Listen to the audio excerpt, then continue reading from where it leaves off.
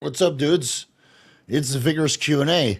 I just had a boatload of food over at Cheesecake Factory, so if I sound a little bit out of breath, it's because my stomach is full with hamburgers and what was it? Some sort of sandwich that I had, and cheesecake, obviously. So I'm digesting and resting, and I might have a food coma mid recording. So if I seem a little bit sleepy, it's because I had my cheat meal today instead of tomorrow, because we just celebrated Nicholas Weir's birthday. So bear with me as we're going through these questions. Last week or this week, we had two good videos because it was about libido, right? We had a video about Cialis. That was pretty well. And what else did we have? I already forgot. What else? What other video did we have? Oh, yeah, Vigorous Loads. Yeah, that did pretty well good. So we had almost 60,000 views this week. Maybe I should turn this channel into a sex channel and just skip over the performance enhancing drugs and just make dick content. Right, and there it goes to monetization.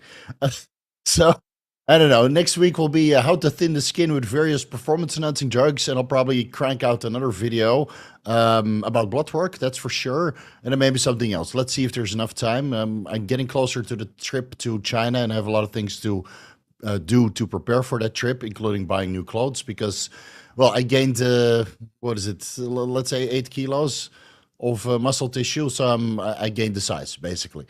So I need to buy all new shirts. Yeah, to look good on wedding day because I am going to be the best man. Yeah. What else is new? Oh yeah, the ebooks are back because you guys were spamming me in my inbox on Instagram and email, and you pressed F in the chat like there was no tomorrow. So the ebooks are back. Same discounts, 25% off. In case you didn't purchase them 2 weeks ago when I said I was going to pull them offline, and then I pulled them offline for 2 weeks, or what was it? Yeah, 2 weeks. And then everybody was like, "Yeah, but I just got salary. I couldn't buy it before." So they're back now. They're outdated, but you can still purchase them if you want. And what else is new? I think that's about it. Yeah. Oh, yeah. I got 1 week left on a tremboloni sandwich. So do a little prayer for me because I'm starting to notice the side effects, including the bronchoconstriction. I got a little bit of back knee and gynecomastia flare up, but we'll address all of that in the blood work video, which will be dropping next week. Okay, so let's get into the questions. Let's see. And I'm about at the end of the week, this morning, I was 225 pounds. So yeah, that's completely depleted, as you can see from this bicep. And where's the fat? Where is the fat? I had to trim my body hair today, so excuse all the razor burns. All right, let's start answering some questions. Dutch Capone asks, I asked you advice for arm wrestling, already on 250 milligrams TRT per week, added in 20 milligrams Anavar and 1 milligrams BPC 157 and 1 milligrams TB 500 per day. Recently added 150 milligrams Deca per week. Okay to run this long-term year-round. So you want to know if you can run 300, 400, 540 milligrams of steroids year-round. 9 months, 3 months cruise, just TRT. Or maybe 150 test and 50 milligrams Deca. I think that's okay, 200 milligrams per week. And obviously you need an aromatase inhibitor because 400 milligrams of aromatizing compounds will send your estradiol sky high. But maybe that's something that you're after for arm wrestling, so you can look nice and big and puffy and get that extra weight. And but you know, if you're wrestling and your nipples are sticking out and they're super sensitive, and then somebody's pulling you into the wrestling bench, you're going to be in pain and you might be distracted to the point you lose. So I would put some aromatase inhibiting in place. And obviously, if you do blood work every month or at least every 3 months, then you can kind of track how your blood work parameters are going to change on a protocol of 540 milligrams steroids per week. Yeah, and I don't think that you need to run 1 milligram BPC 157 and 1 milligram TB 500 per day year round, only when you're injured. Because regarding injury prevention, BBC 157 might have some injury prevention benefits, but I would say that the Anavar and the potentially growth hormone have better injury prevention benefits, and including the Nandrolone, than these peptides do. All right, Mr. B.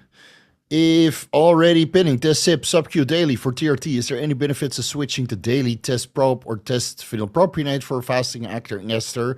Well, you get more milligrams. So watch the ester video, right? I address this basically every week. Different esters have different ratios of the active pharmaceutical ingredient compared to the ester. which I'll document in this video. I don't know off the top of my head what the percentage differences is going to be, so please give that video a watch and then figure it out for yourself. But if you want, geez, YouTube, fuck off with your stupid notifications.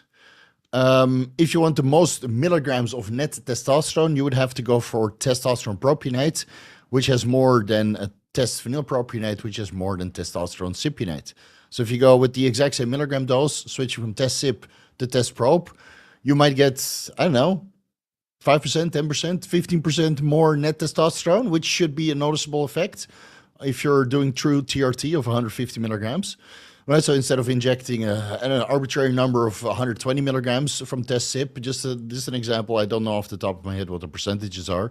So let's say you get 120 milligrams from the test cyp, and then you go to test prop and you get 140 milligrams as an example, or 135, you should be able to notice a difference. Yeah. Corrado Amaradio. Man, what a name. Welcome to the Vigorous crew, bro. Front double bicep. Take it. Robert Malik, what's up, bro? Can injectable testosterone such as Testoviron, Nebido, or Aspen-Cysteine on 250 be microdosed sublingually?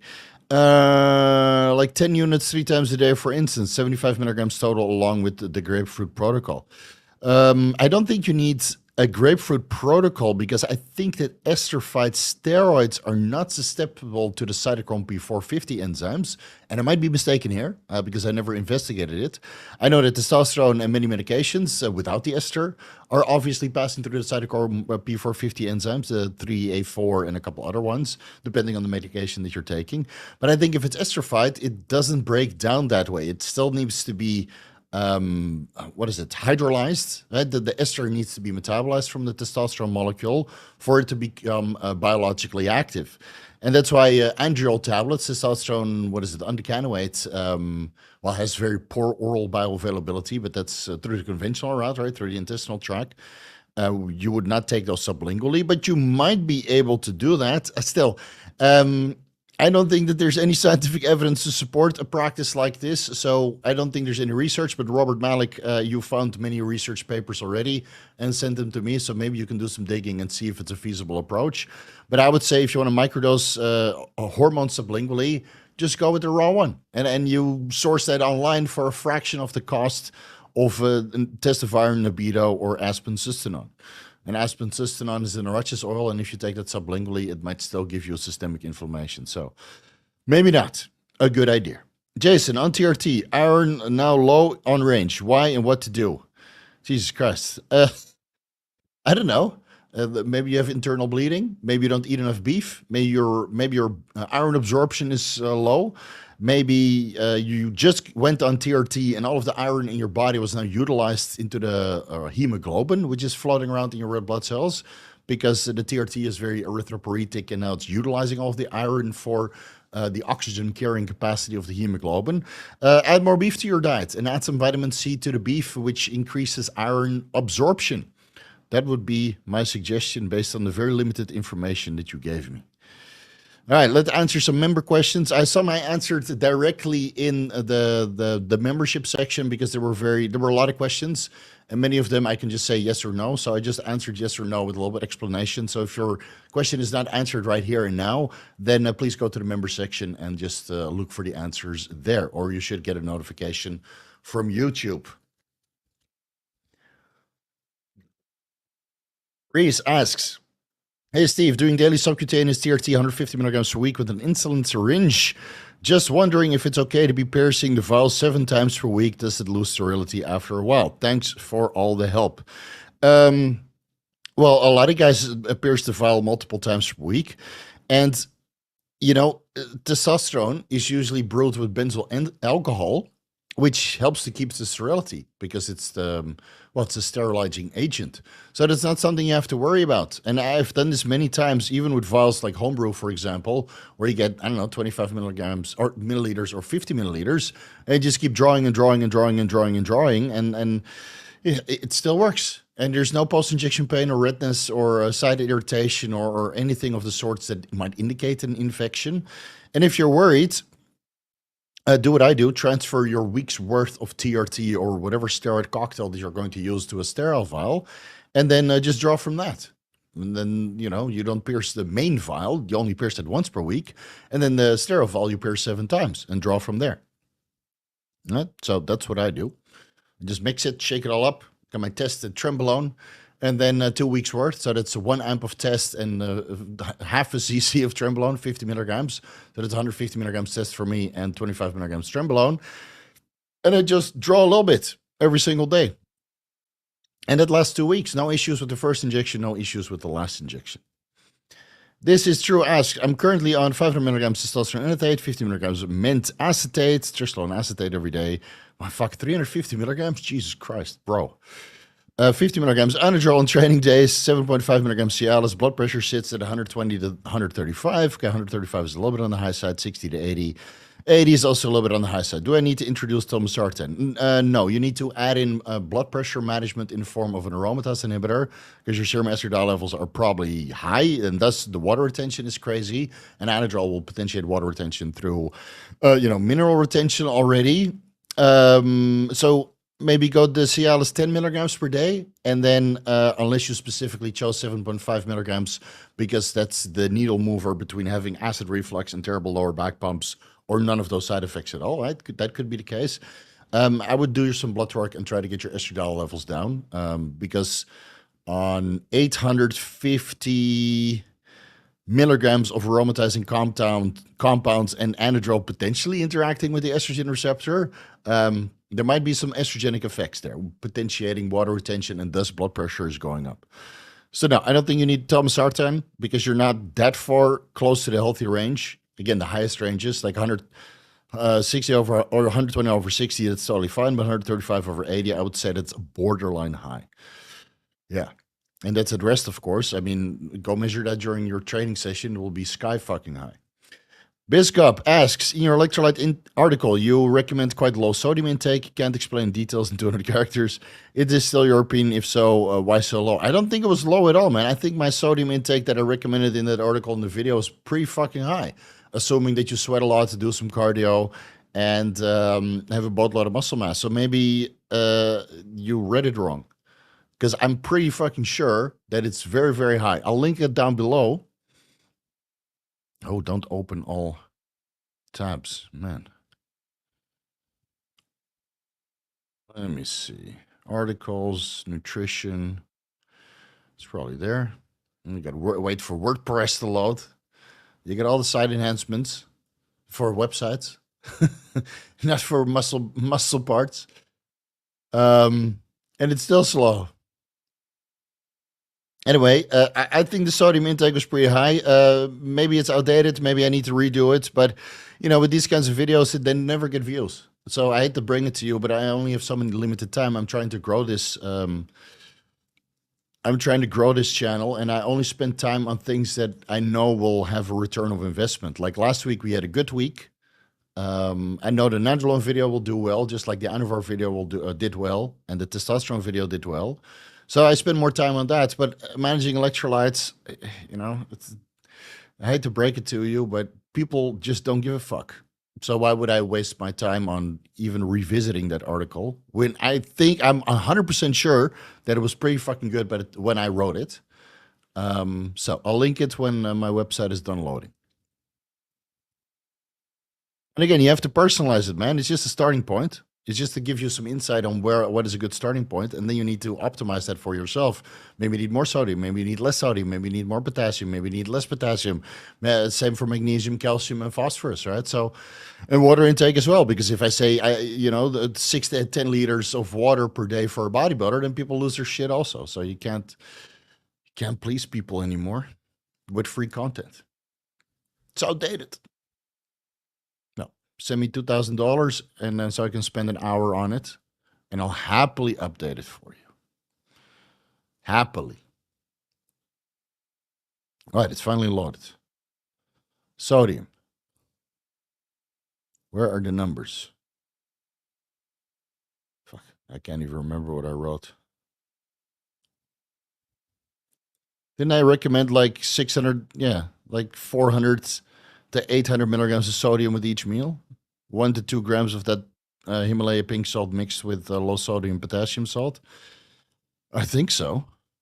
Then again, nobody really wants to go through their diet to see how much food or how much sodium they get for their diet, because that's too much work. I need to hire a coach. Ilkarakar asks, did you notice any testicular changes when you switched from fertility protocol TRT plus HCG plus Anavar before the Tren? So I was only on that protocol for what, 7 to 10 days, and then I added in the Trembolone sandwich. My nuts are just as big as 5 weeks ago when I went on cycle.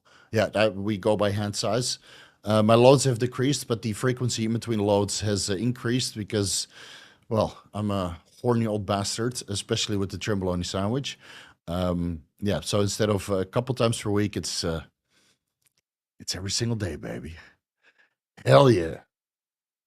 All right, Lord of Cigars asks, in your Cialis video, you mentioned that it interacts with Levitra and sildenafil. However, when I visited the site of one of my sources, I see a product containing tadalafil 25 milligrams, Levitra 25 milligrams, sildenafil 50 milligrams, avanafil 40 milligrams, and Cardarine 10 milligrams. What the fuck? Why?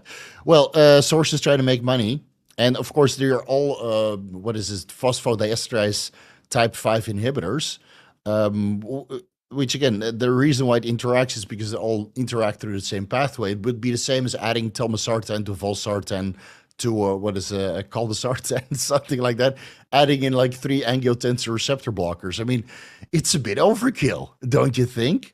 But yeah, if they want to sell that, people are crazy, man. They have no idea. Like, 3 dick pills together.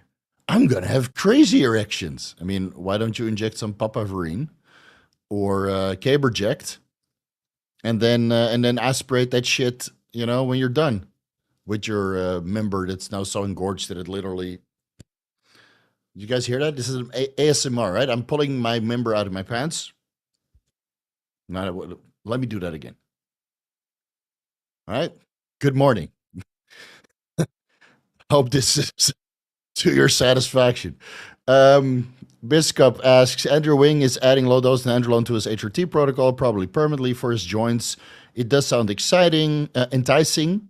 It's exciting and enticing. I really respect his opinion. Yeah, Andrew Wing is the fucking goat, man. That guy needs like 1,000 more subs per day.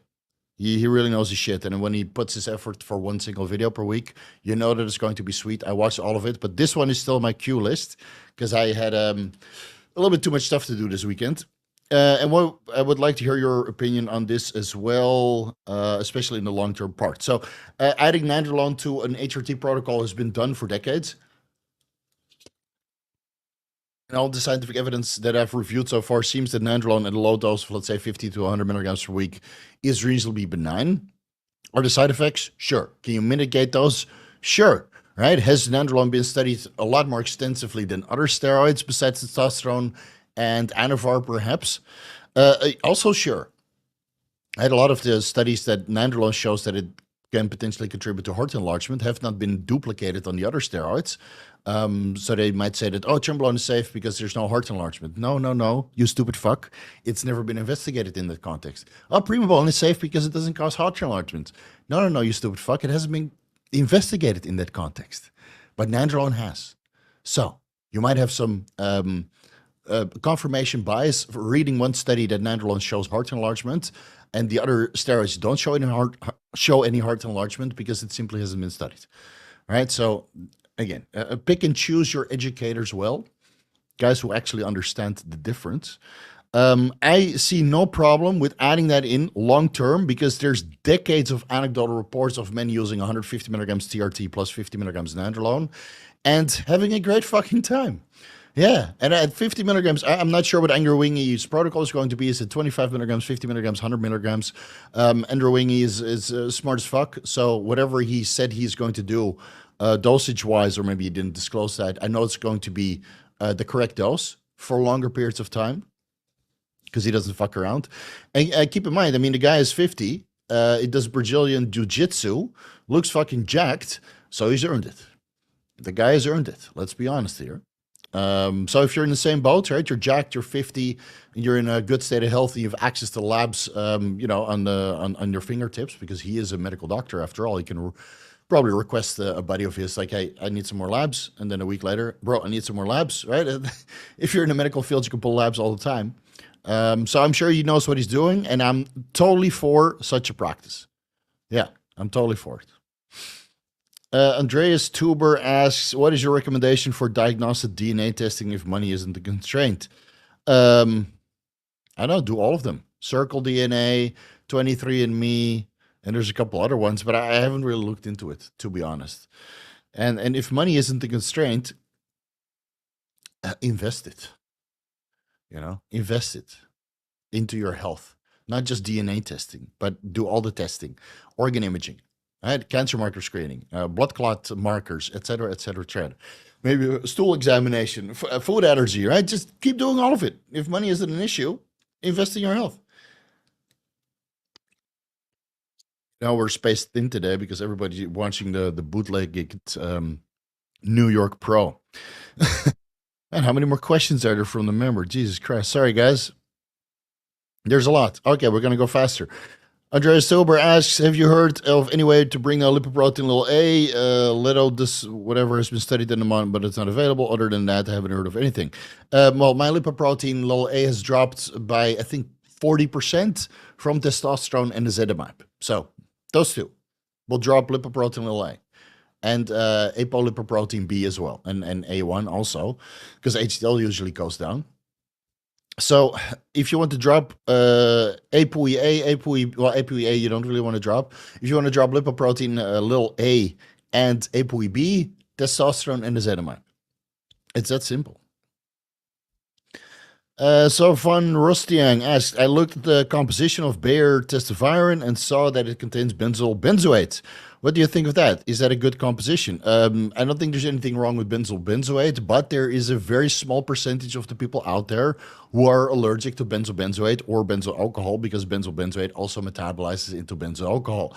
It's found in many injectable formulas to increase the solvency, right alongside the carrier oil. I don't have a problem with it. Many people don't have a problem with it. Of course, people like to nitpick and say that it's definitely not the urachus oil, or it's definitely not the ethyl oleate. It's the benzoate. Good. Then brew your own in MCT, bro. I don't see an issue with it.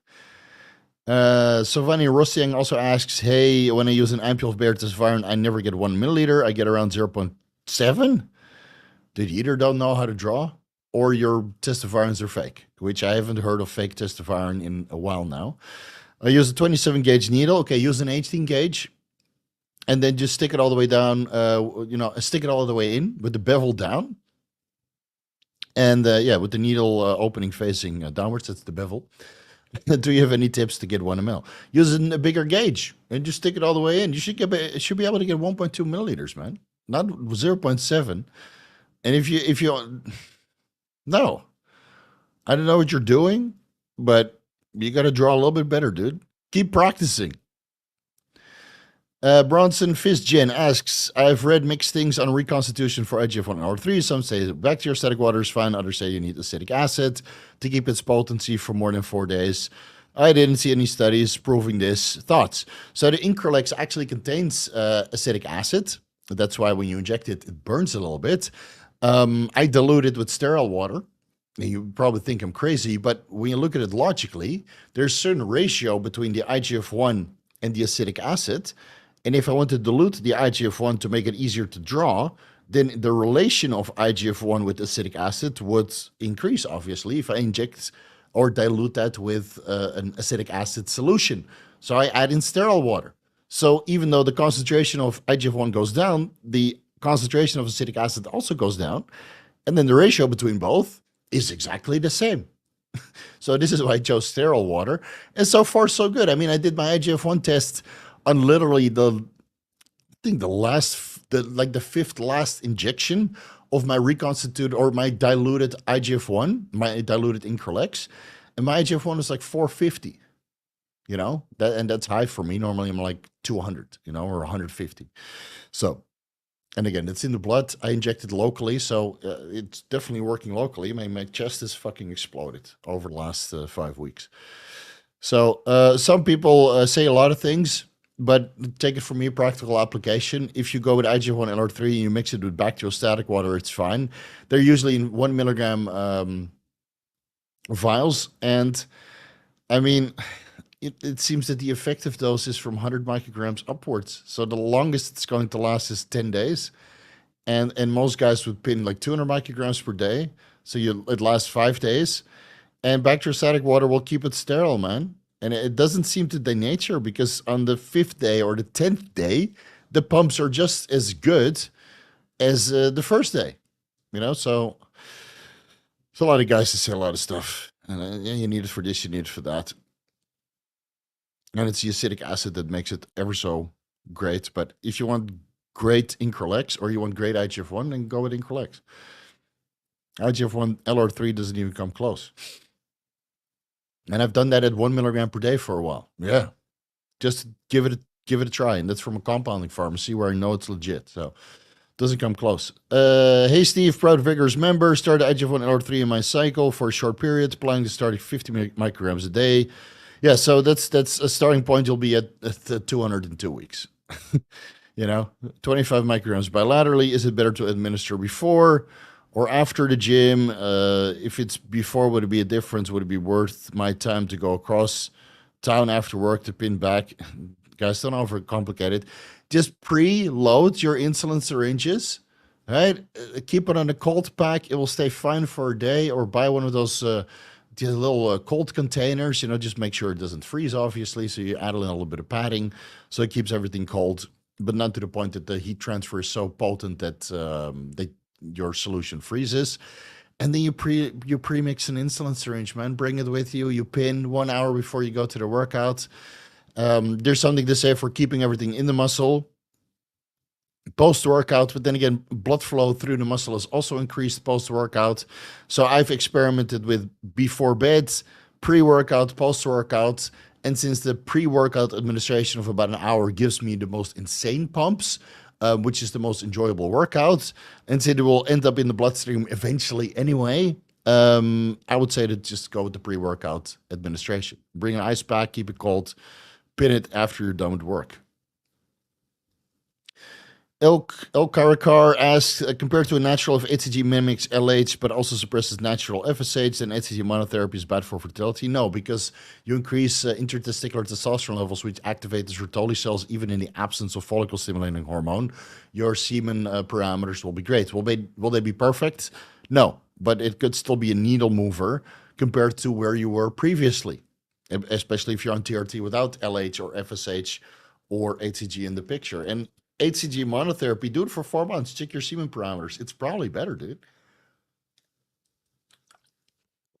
It's probably better because you wouldn't be using HCG if your fertility parameters and your testosterone levels were absolutely stellar. You wouldn't even worry about it.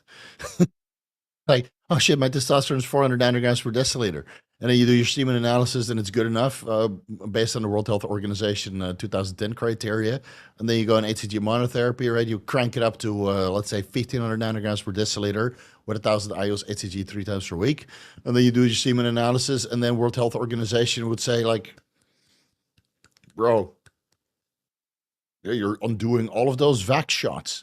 And we really tried to bring the fertility parameters down with human civilization, but I don't know, you're beating the game, man. Good on you. So, all right. Iron Grid, when's the next blood work review? Next week. I got it done last Sunday, but I wanted to wait for all the results so I could do the before and after, because cystatin C and ApoE-B, that takes a couple of days. So I just got that back, I think yesterday, cystatin C. So it took 5 days. So I put everything into an Excel sheet. Tomorrow I won't record because it's my fucking Sunday and I need a day off. And today I filmed my workout. You guys are going to be surprised when that, not for YouTube, but for Instagram, just a quick one, just to get some experience again. Man, I look fucking jacked. Jeez, and let me give you guys a preview. Would it be fitting considering you're reacting the near end of your cycle? I'm ending my Trenbolone in a week. I'm not ending my cycle. Dude, I was off cycle for a year. You can expect for me to be on for a year or, well, at more than TRT for at least 9 months, at least until the Olympia. I gotta look fucking jacked because last year I looked fucking pathetic. And then everybody's going to say, "Yeah, Steve, you look great. Steve, you look great." Well, I didn't. I wasn't so happy with how I looked. Well, let's skip all the wedges. I mean, you see that? This is today, dude. I probably can't see that. Look at all that detail. Look at that. Hammies. What else did I do? Oh, here, you're going to like this.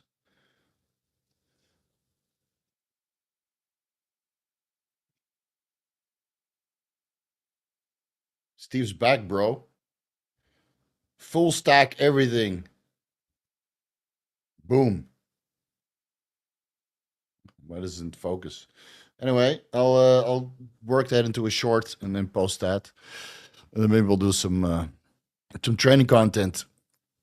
Hey, Vigorous Q&A definitely makes the Saturday commute to work way better. All right. Awesome. Happy to hear that, bro. Let's see, where are we? Okay. Super chat flood time. Rob Martin. Oh, we're only 30 minutes behind. Estradiol and prolactin both sitting at double the range at the moment. No symptoms, but how do I bring this into range using Arimidex? Well, you use Arimidex at a dose that you feel that your estradiol is coming down, because I don't know the rest of your protocol. I don't know if you're using testosterone, nandrolone, trestolone, injectable estradiol valerate. So I would recommend a dose of Arimidex that you feel is good to bring estradiol levels back down, and then you can wait until estradiol levels come back down, which might take 2 to 4 weeks, and thus prolactin will slowly come down, or you can brute force the prolactin down by taking 0.5 milligrams cabergoline today, and then maybe again on Monday, and then maybe again on Friday until your libido returns. Or you maybe take that for 2 weeks just as a feel safe, and then in the meantime your estradiol has come down and your prolactin levels will no longer go double out of the reference range, right? Cabergoline I wouldn't use long term, but occasionally when things are bad, then it might be needed. But if you don't have any symptoms, then yeah, you can just use Arimidex in an appropriate dose and wait for your estradiol and prolactin levels to slowly come down. Yeah. Yolanda Finkelstein. Steve, I just started MENT subcutaneously, but after a couple of weeks, I get a lump at the injection site. Not painful, just hard. Is from the oil, so should I go intramuscular instead? Yeah, that could be the case. It could be some sort of subcutaneous inflammatory response. Happens to me sometimes as well. My air conditioning is failing me. And then you just got to switch somewhere else. So if you've been subcuing in the upper glute area, sometimes the area just gets a little bit inflamed. Then you pin subcu in the upper quads if that's easier for you. And then you kind of let the glutes, or you give the glutes a rest and let that inflammation come down and let all of the oil that you injected subcu absorb and dissipate from that area. And then it goes away. And then it goes away, right? And then you come back to the glutes again, maybe 2 weeks later. So maybe move it around a little bit more so you disperse it evenly in places that people will not look. So don't start injecting your abs. It's a terrible spot to put things sub-Q. Nefarious Noob.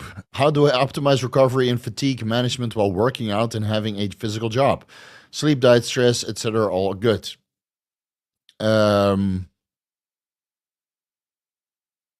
You sleep, diet, and stress are all good. So those are the main ways to optimize recovery.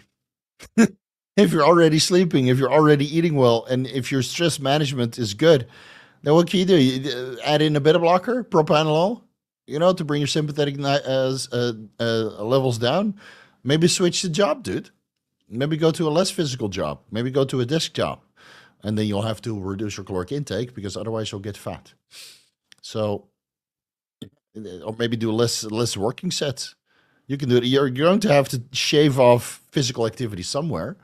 I would do that from the job, but of course, not everybody is willing to do that.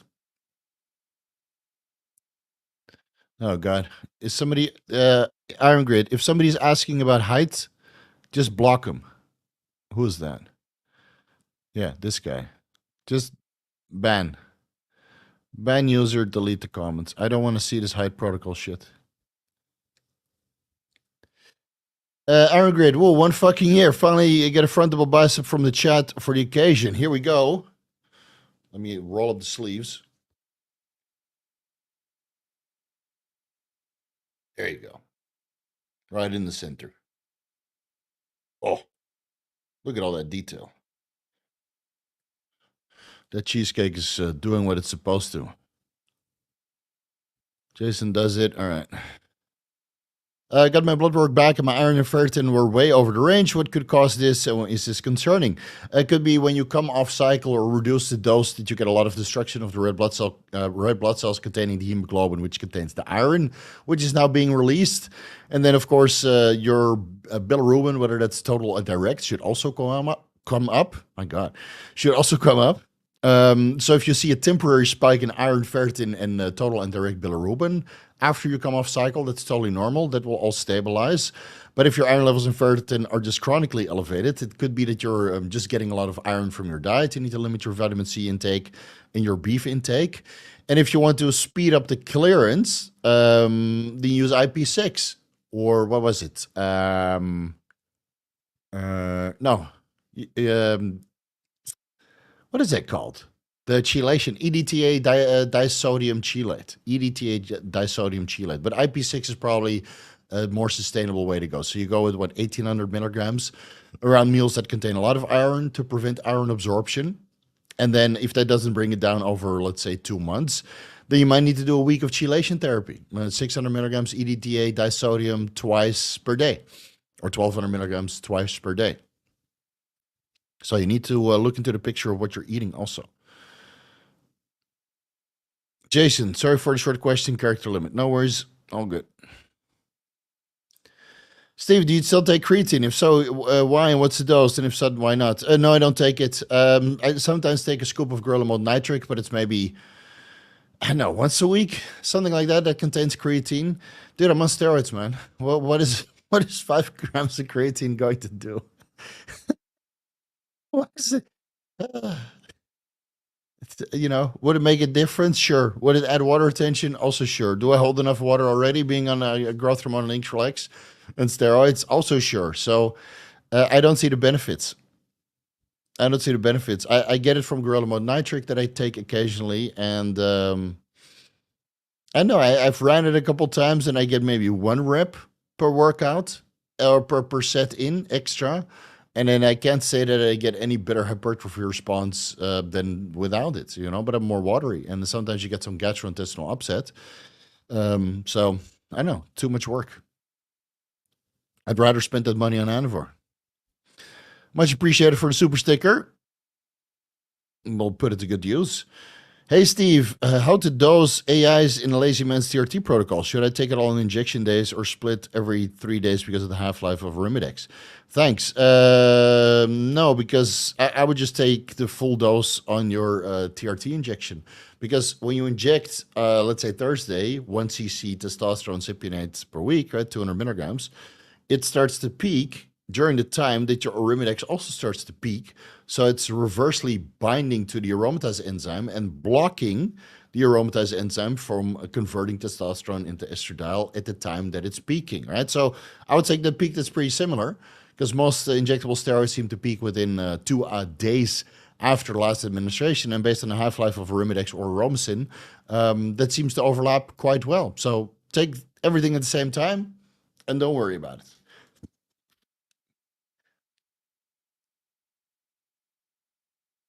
The whole idea for the lazy man's TRT protocol is to get sufficient estradiol levels for guys who don't get enough estradiol for twice per week or 3 times per week administration or daily subcutaneous microadministrations, and their SHBG levels drop too low.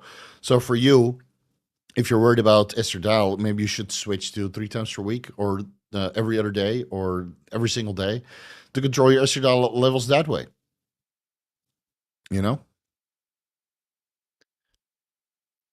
Marcel, Steve, 1-to-1 ratio, test primo on HCG 3 times a week. Cialis pre-workout brings my estradiol around 23 picograms per milliliter.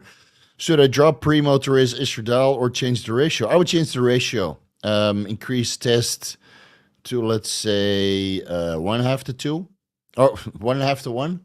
So let's say instead of 200 test, 200 primo, you do, fuck it, man, just up the test. 300 test, 200 primo. Then instead of doing, well, how would that work? 1.5. 200, 200, 400, right? So that would be 260 plus 140? Two.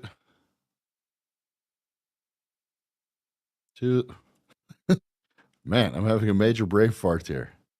Yeah, let's say the 255 divided by 2 plus, where's the plus? 255?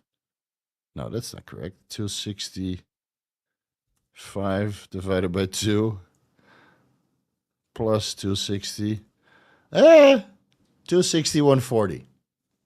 You could do that, but I would do 300 tests and 200 primo.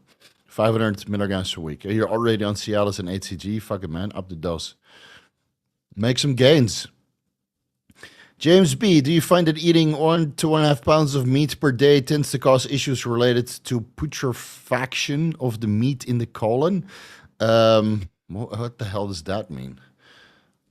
Putrefaction. Is that fermentation or something? The process of decay or rotting of the body and other organic matter. No, I eat vegetables with every meal, so it passes through quite well. And I have Tatka with every meal, so it passes through even better. So how many pounds of meat do I eat per day? Let's see, how much is the eggs? Let's say 50 times 10. Yeah, so half a kilo plus a shake, 40, 55 grams, but that's net, right?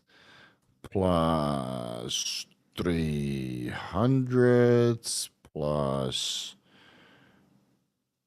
250 plus 250 times 2.2. Yeah, so I eat about 3 pounds of meat per day. And I have no issues, man. I don't fart. I have vegetables with every meal. So, or some chia seeds at least to kind of pass it through. Yeah. So I don't have any issues. So maybe you need to add some veggies. James B., thoughts on the theory that anabolism of anabolic androgenic steroids in skeletal muscle is due to the glucocorticoid receptor inhibition and not ER agonism? Would this explain why androgenic to anabolic dissociation occurs? No, it's just there's a tissue response, and of course, a lot of steroids have been proven to be glucocorticoid receptor inhibitors. Trembolone, Anvar, think of the testosterone to a certain extent, that is testosterone, and how do you explain this? I mean, a lot is acting through the androgen receptor because it's been well studied, but there is some overlapping effect by blocking or activating other receptors, right? Whether that's activating the progesterone receptor or activating the estrogen receptors with low to strong affinities, or blocking those receptors or blocking the glucocorticoid receptors. There's a lot of overlap there, you know, and then in the presence of IGF-1 growth hormone and other hormones like estradiol, there might be some overlapping anabolic effect. And then it highly depends on how you metabolize those hormones before they even end up at the androgen receptor or progesterone receptor or estrogen receptor or glucocorticoid receptor, or what happens afterwards, right? Are they detaching and then attaching to some other receptor? So there's a lot that goes on. We'll address that in an upcoming podcast with Dr. Dean St. Mart and Kurt Havens. Yeah, I'm really looking forward to that. We'll record on Wednesday. You just mentioned cancer markers. What are those? If one wants to ask my doc and check. So there's a boatload of cancer markers you can check. They're all related to various organs. I already have a dedicated article on my YouTube channel titled Medical Screening Before Your First Cycle. I'll link it down below.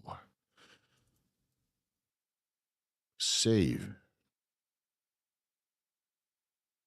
Ah, there we go. $20. I asked a ton of questions today. Just wanted to say thank you. All right. That's awesome. I think I answered some of them in the group because there were just yes and no answers. So I answered them in the private member section. But $20, much appreciated. I will put it to good work tomorrow. Maximal. Hey, Steve, I sweat a lot and the sweat runs through my eyes. I always wake up with pus in my eyes the next day. Jesus.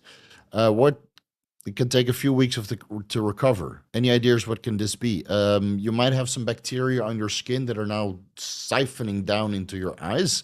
Doxycycline should be able to fix that. They'll kill all of the bacteria on your skin and your gut microbiome. So maybe you need some topical antibiotics, right, on this entire area. And if you sweat a lot, well, that's what the headbands are for, right? Welcome back to the 80s. Maybe you have some dormant pink eye. And that gets aggravated by the salt. Who knows? Hey, Steve, I'm on 4. I use former growth hormone with test and insulin. How to fix my hand numbing? I use 5 milligrams Cialis, 40 milligrams Telmisartan, blood pressure around 125 to 65. 5,000 milligrams taurine per day, 1,000 milligrams with meals. Increase your potassium intake and increase your water intake. And then see how you feel. If it doesn't change in 2 weeks, then lower the insulin first. If that doesn't change in 1 week, then lower the growth hormone and start from scratch at 1 IU.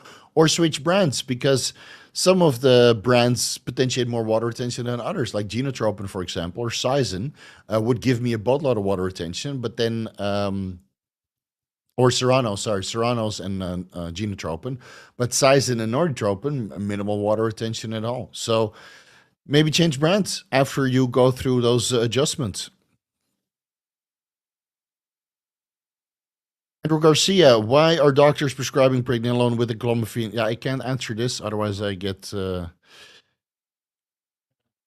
Otherwise, people want to sue me. That's the state we live in nowadays. You talk about something, and then people want to sue you. So I don't know, man. Do some research. Don't put it on me. Fetal cash flow. Will I be risking gyno, or do I need an aromatase inhibitor if I run 200 milligrams testosterone with 12.5 milligrams or 25 milligrams Anavar? I mean, the Anavar is a non-issue unless it's fake, unless it's the Anabol. So where are your estradiol levels on 200 milligrams testosterone? Anavar is not known to lower or increase estradiol levels at all. It might lower, or it will lower sexual binding globulin levels, and thus free testosterone is more present, which increases the potential for aromatization. But I can't see that I've ever seen serum estradiol levels come up after adding in this dose of Anavar on anybody ever, unless it was bullshit. Unless it was the Anabol, basically.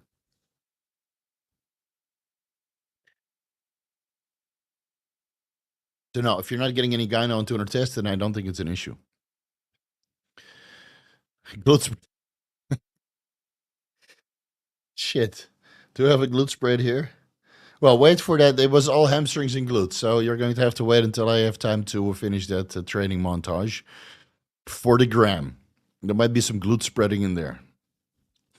Morgan Barbarian, Natty, 10 years, thinking of taking the plunge next year after 1 year Natty bulk cut, thinking 250 milligrams test. How long would I wait before adding in Turinabol? 4 to 6 weeks, do some blood work in between, see how you respond to 250 milligrams test. See where your estradiol levels are at, see where your lipids are at, see where your liver enzymes are at, see where your SHBG is at, and then throw in the Turinabol, man. 20 milligrams, 30 milligrams, increase if needed. And welcome to the club in advance. In one of your videos, you mentioned something along the lines of the possibility of an enlarged heart if lifting heavy and pre-workout with caffeine while using tested steroids. Is this true, or did I misunderstand? No, I think that's true. I mean, steroids are known to increase heart enlargement or left ventricular hypertrophy. Pre-workout has a lot of stimulants. Caffeine is a stimulant, obviously. So that it all increases the contractile capacity of your heart and leads to hypertrophy over time, right? Has that been investigated in this particular context? Titled Men on Hormone Replacement Abusing High Stimulant Pre-Workouts with Caffeine, Getting Left Ventricular Hypertrophy and Dropping Left and Right. No, hasn't been studied that way. So we have to extrapolate from the testosterone studies and the extrapolating from the potential stimulant studies and just, come up with a conclusion. So do I have heart enlargement? Yes. I train fucking hard. I don't know about you, but I train fucking hard. And I still have a coffee, sometimes an hour before, sometimes 4 hours before, sometimes after the gym. Sometimes you have clenbuterol, sometimes you have yohimbines. There's always some sort of stimulant in the picture, man, when you're trying to diet. And of course, when you're trying to diet, the steroid intake is also higher. So while dieting, your potential for heart enlargement technically goes up. Can you bring that down with, low intensity interval or low intensity steady state cardio or a beta blocker? I'm sure you can, right? Telmisartan might offset that. Maybe even tadalafil can offset that, or any kind of blood pressure medication can offset that. But you never really know until you do imaging. So I've done imaging on cycle, I've done imaging off cycle, and my heart gets bigger and smaller depending on what I do. So I didn't bother this time because I already have the data on cycle and off cycle and then on cycle again. So I know that my heart size fluctuates. I do have left ventricular hypertrophy. No, is my ejection fraction absolutely flawless on cycle and off cycle? Yes, luckily for me that's the case, but that's not the case for everybody, right? But I'm on point on my shit more than most people. And I check my blood pressure still frequently. I'm on blood pressure management, and I get my magnesium, and so I'm on top of my stuff. But people who are not on top of their stuff, yeah, they might need to do an imaging and check their blood pressure and put some ancillaries in place to be on top of their stuff so they don't have to worry about it. Big House, is it bad to have blood pressure be surprisingly low? I have 106/60 for someone on 700 milligrams per week at 102 kilos. Seems pretty low. Yeah, seems low. Eat very healthy and do adequate cardio, but still pretty low. So the high value obviously is not very high. That means that your heart is maybe not contracting hard enough, or your blood volume is low, so it just doesn't have to contract that hard because it's easy to pump the blood around because your blood volume is low. You can increase your blood volume with increasing your sodium intake. And maybe the calcium is not sufficient for you to have a good contraction of the heart, but you would also notice that in the gym, right? So watch the electrolyte deep dive, or read the electrolyte article, which I linked down below. And maybe you'll find some information there that can be beneficial to improve the strength of your heart. But, it really depends. Maybe you're eating a boatload of beets, right? That is also not to reduce your blood pressure.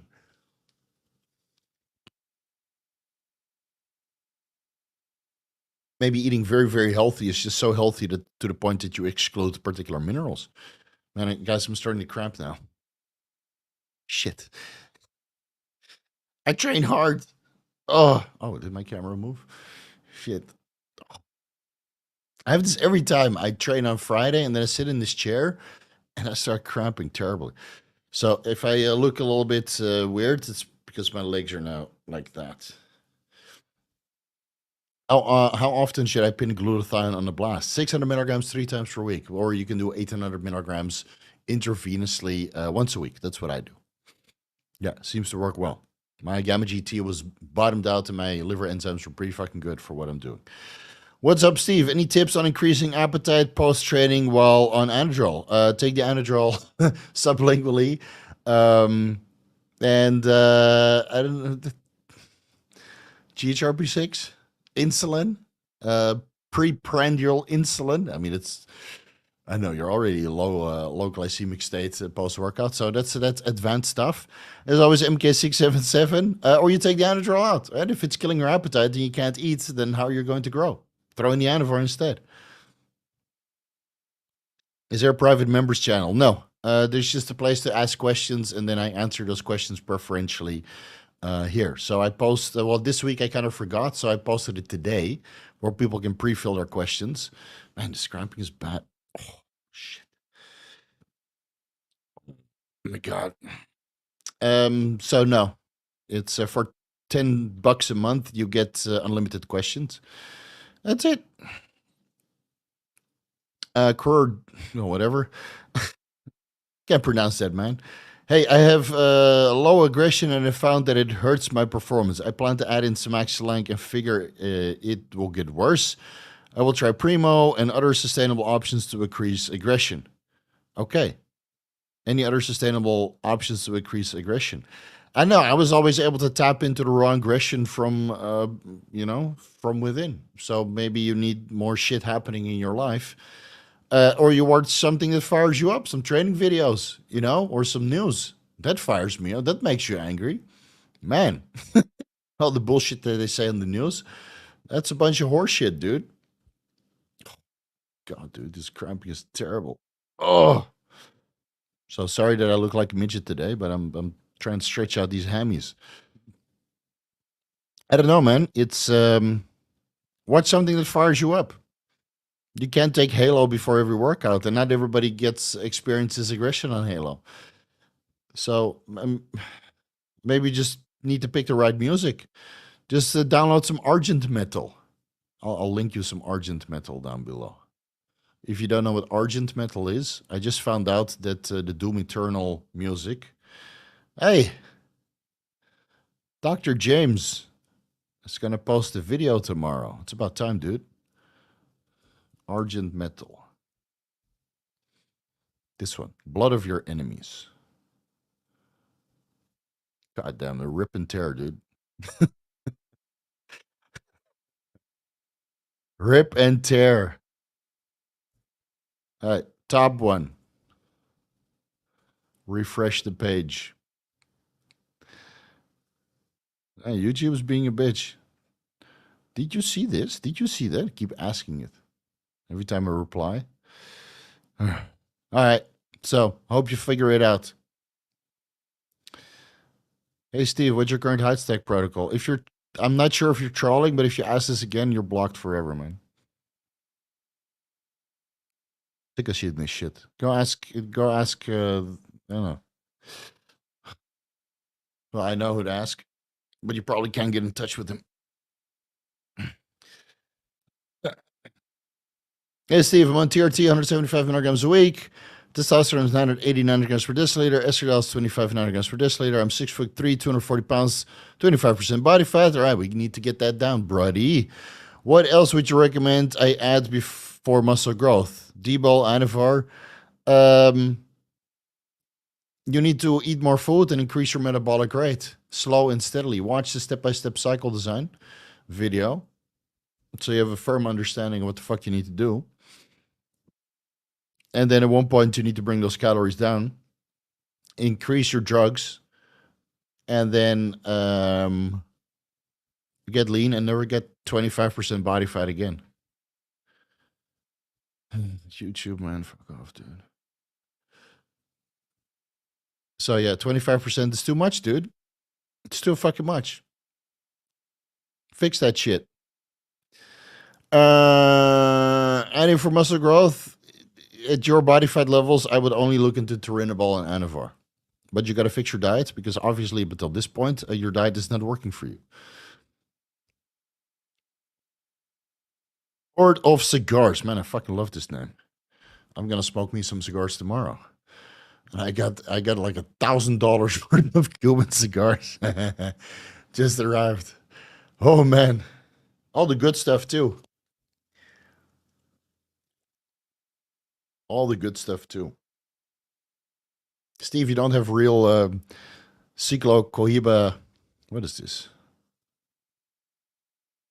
You don't have Cohiba Bedur number 5's real ones. Yes, I have. They were $100 a pop, but I have the real ones. Semaglutide, pharma oral versus generic injectable. Generic injectable. The oral one doesn't work as well. In Spain, all pharmacies are sold out of the injectable. I have generic, or should I just suck it up and do the oral one? No, just get the generic one. It's probably cheaper, and it works just the same from my experience. I've tried pharmaceutical and generic. Works exactly the same. The oral one just breaks down the intestinal tract, and the dosages are what, 2 or 3 times higher than the injectable version. So that should tell you enough. Inject it.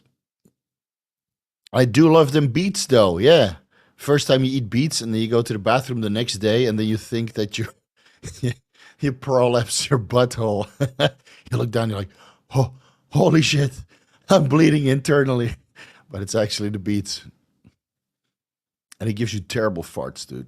Oh, man. Liam Howie, 50 milligrams testosterone enanthate, 200 masterom enanthate, a dangerous cycle. No, can it cause heart enlargement? Yes, your blood pressure is too high. Recent echo was perfect. Blood pressure is perfect until Masartan. No, don't worry about it, dude. Don't worry about it. Not if a dangerous, like if you have to ask that question, you're probably a hypochondriac, and then these kinds of medications are not for you. I'd say it, but I know any drug can cause heart enlargement. But if your echo is good, that's recent, and your blood pressure is perfect on Telmisartan, then I would say that you run an extremely low risk of heart enlargement.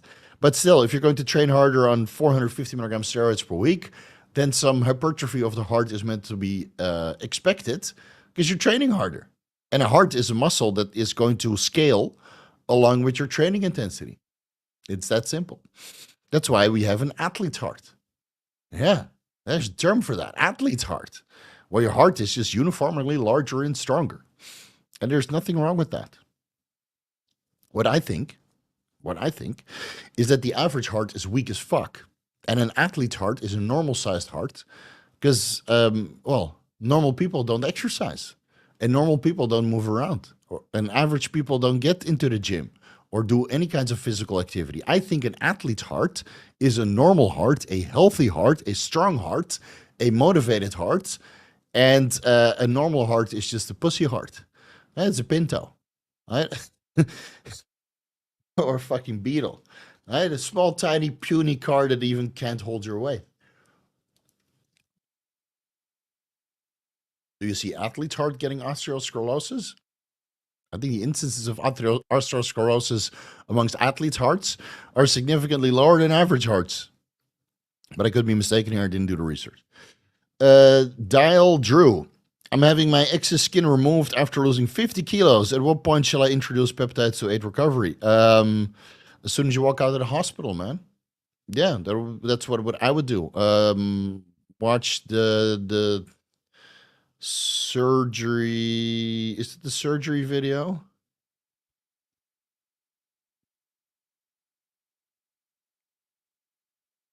Healing.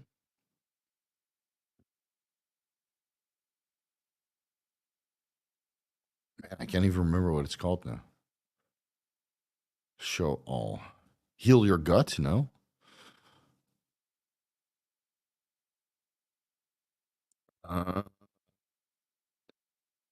Tendon? Is it in the tendon video? All right, comprehensive tendon and muscle injury recovery protocol. That will work for skin removing protocols. Oh, it's clearly off cycle in this video. My God, man. Uni. Yeah, give that video a watch. It will work. Good luck on the surgery, man. And don't do a lot of ab crunches afterwards. No ab twists. Right? The broom handle, don't do that. All your stitches will tear. Maybe reach out to Paul Barnett. He's done the same thing, right? He's removed some excess skin from his lower abs. So maybe reach out to him and do a little consultation call, see how it went. Because that's the only person I know personally that actually did the same surgery.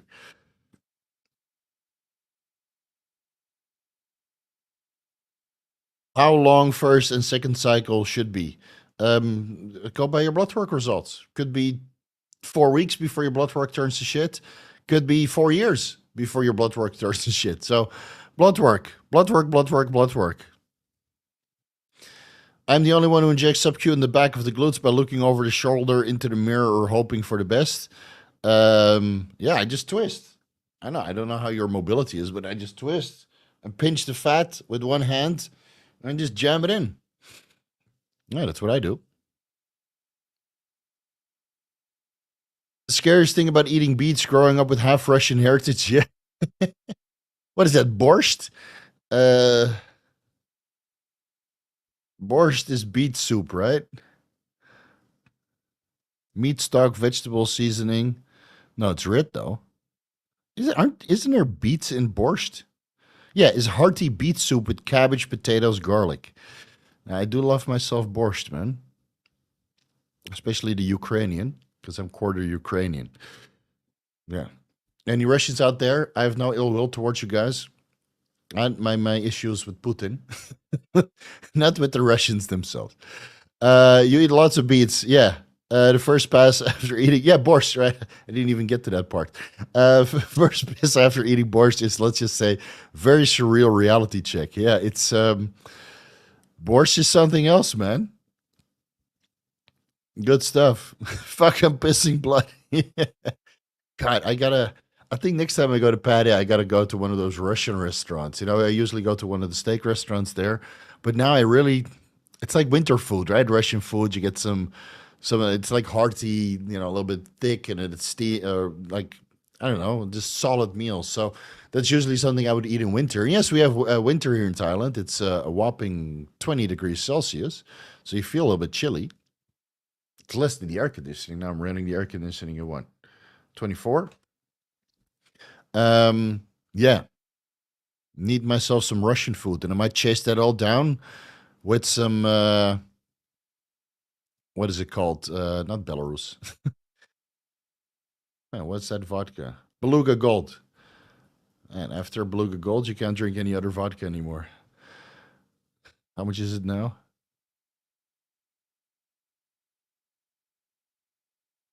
Or $20. Oh,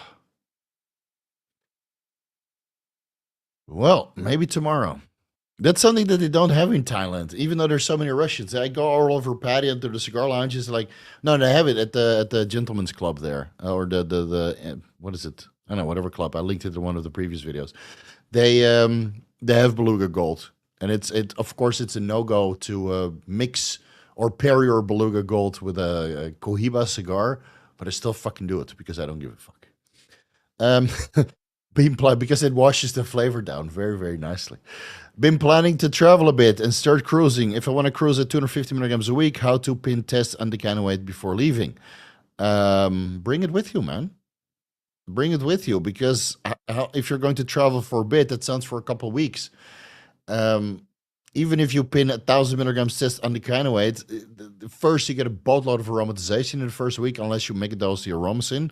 So you might need to bring 7 tablets of aromacin for the first week alone, and then slowly taper that off, right? And then I don't know, get a script or bring the test or fly to countries where you can buy steroids over the counter, like Thailand. You just walk into the pharmacy and like, hey, hook me up. And the lady's like, yeah, sure. What do you want? I said, oh, I want Testoviron. Well, here it is. 220 baht to 250 baht per ampule. Cheap.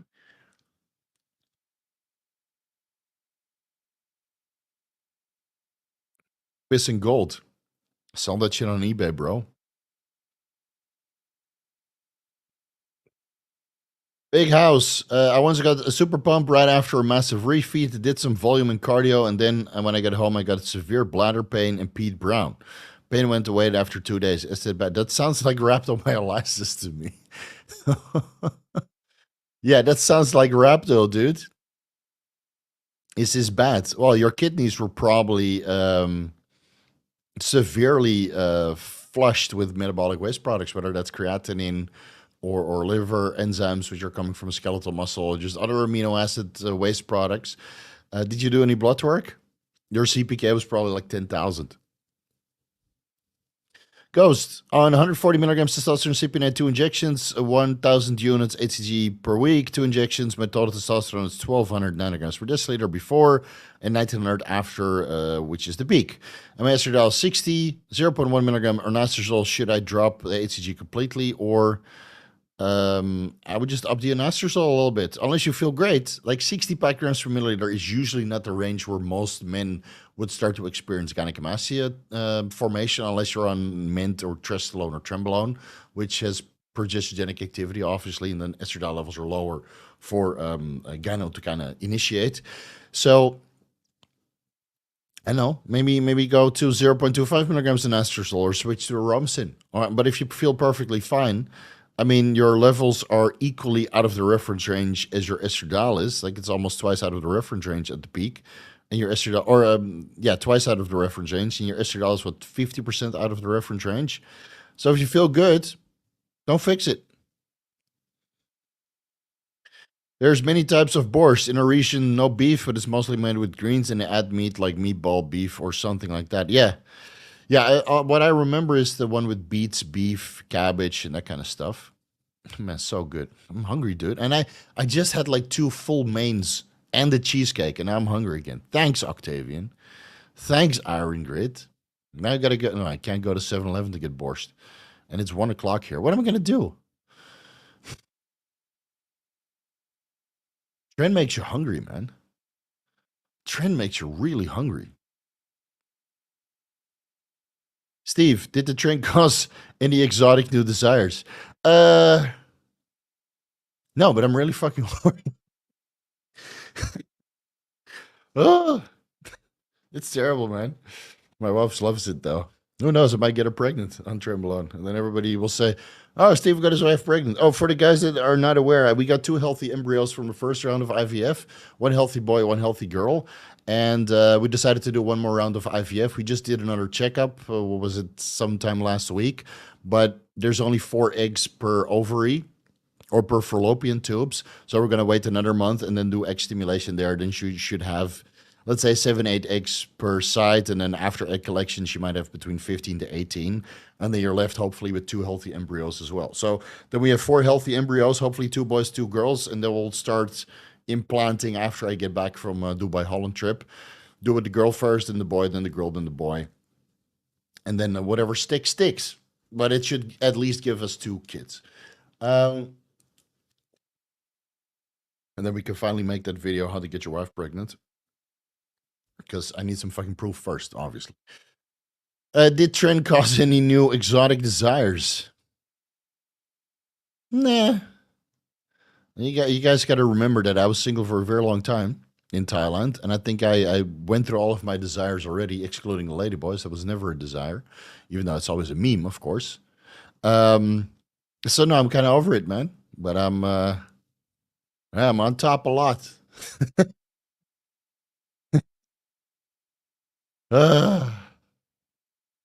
You get on a little bit of juice and you're like, where the fuck was my libido last year?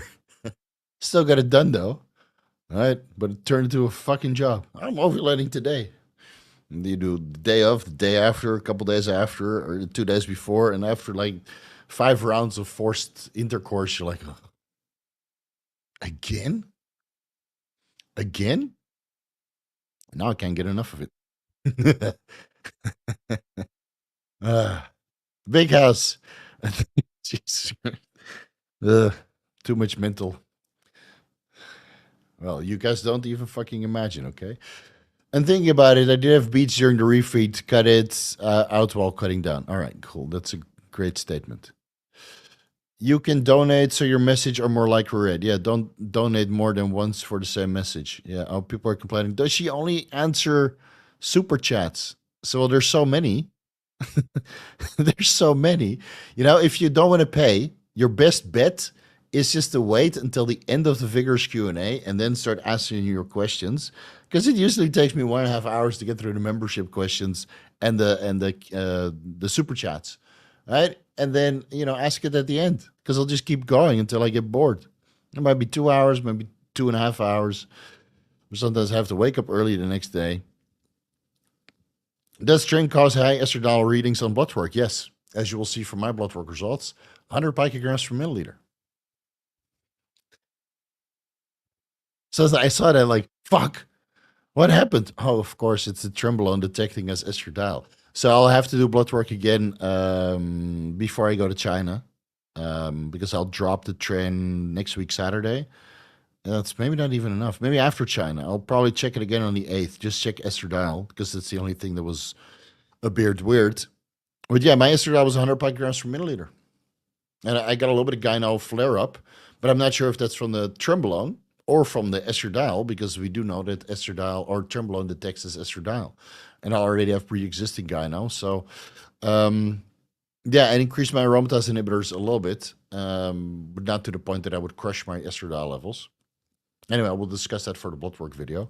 So yes, it can detect this estradiol on non-sensitive blood work. So do sensitive testing if you have access to it while running the Trenbolone sandwich. What would you do to treat post-steroid?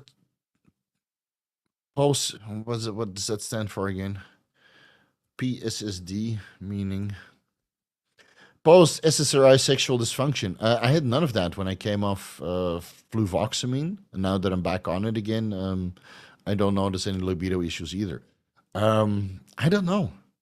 Honestly, I never really looked into that pathway. I looked into post-finasteride syndrome, and I think I made a compelling video about it. That based on the comments, oh cramps. Based on the comments, helped a lot of people. Some people it didn't help, but for some people, it's just completely in between their ears. With this, I don't know. Maybe increasing serotonin levels, or yeah, I don't know, man. I never really looked into it, so I can't really help you with that.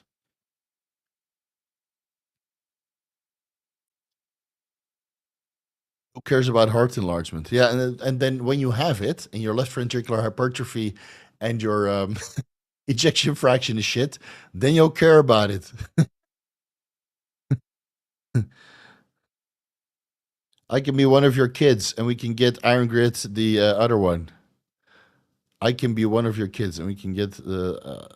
And you guys are young, right? Well, I'm not going to adopt if we can't have kids.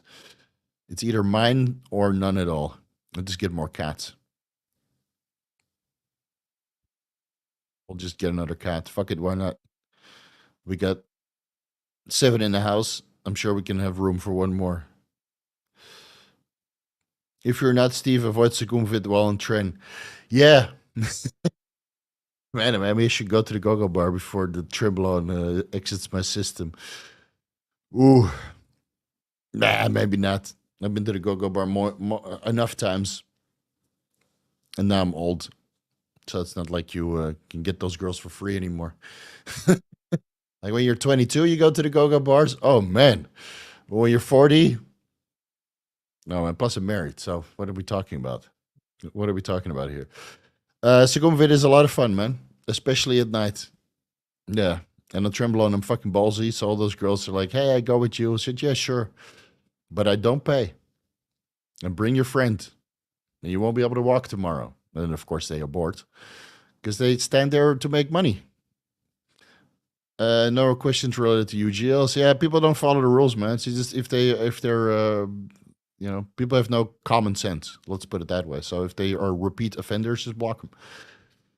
There's enough people in the chat already. Steve, would it be worth supplementing intramuscular subcutaneous glutathione if only on TRT and serum glutathione blood tests are already high? No, I think that's fine then. And it really depends on how much oxidative stress you subject yourself to. Like I'm on almost a cycle. Well, I'm on a cycle, but the dosages are low, like 150 tests, 70 Anavar, and 25 milligrams of Tren. I mean, the overall dosage is low, but it's still a fucking cycle. And the oxidative stress obviously goes up because I'm training like a fucking maniac now. So I need the glutathione to offset the oxidative stress. But if your glutathione levels are high because you take N-acetylcysteine and your oxidative stress markers are low, and you don't want to whiten your skin, then I don't see a reason to run it. But it does make your skin look fucking nice, man. I mean, look at this marble. Don't you want this? Hey, look at this. Sorry, just getting excited for my own physique after being off the juice. Octavia knows all the rules. 22, already a cat dad. Yeah, Aaron Grid knows, man. What's your take on ADD and ADD medications? I saw Derek getting some heat for his take a while back. Was wondering what another gym nerd take is. You mean Ritalin and stuff? I mean, I don't suffer from attention deficit and hyperactivity disorder. I think TikTok is a perfect place to get yourself diagnosed. And you're just scrolling frantically. And Instagram is the same. I mean, let's not kid ourselves. Like 7-second shorts do the best, or reels. I mean, something is going on. My videos are 30 minutes, man. You need some fucking intellect to sit through that shit with a fucking notepad and learn life's greatest lessons. Of course, not everybody's smart enough for that, or has the attention for that, and they need to microdose Ritalin or modafinil or paracetam or Adderall or whatever. I think if you go on a ketogenic diet, you can forego a lot of the attention deficit already. Yeah. Maybe that's maybe I'll get some heat for that. You don't know what it's like. Well, I don't know. I follow a ketogenic diet. I'm pretty dialed in, man. I'm pretty fucking dialed in. Not all the time, but most of the time. Um, I don't know. I think if you need it medically, then you take the medications under doctor supervision. And if you want to take the Ritalin or the paracetam or whatever is being prescribed in case of ADD or ADHD, but you don't suffer from that condition, but you want to use it for nootropic benefits, go for it. Right? It's a fair world. You're the sole owner of your body, and you decide what you put into it or not put into it. I just think that they're overused. I take a Dihexa here and there. I take a new Pept here and there. I haven't taken modafinil in over a year. I take the fluvoxamine for the neurogenesis, right? So I take Gorilla Mind Respawn before every Vigorous Q&A. Man, the words eludes me. So, I think there's something for everything. And you just cycle through them as needed. But yeah, if you have to mega dose the Ritalin, 25 milligrams per day, and you don't have ADD, I don't know. There must be something wrong with you.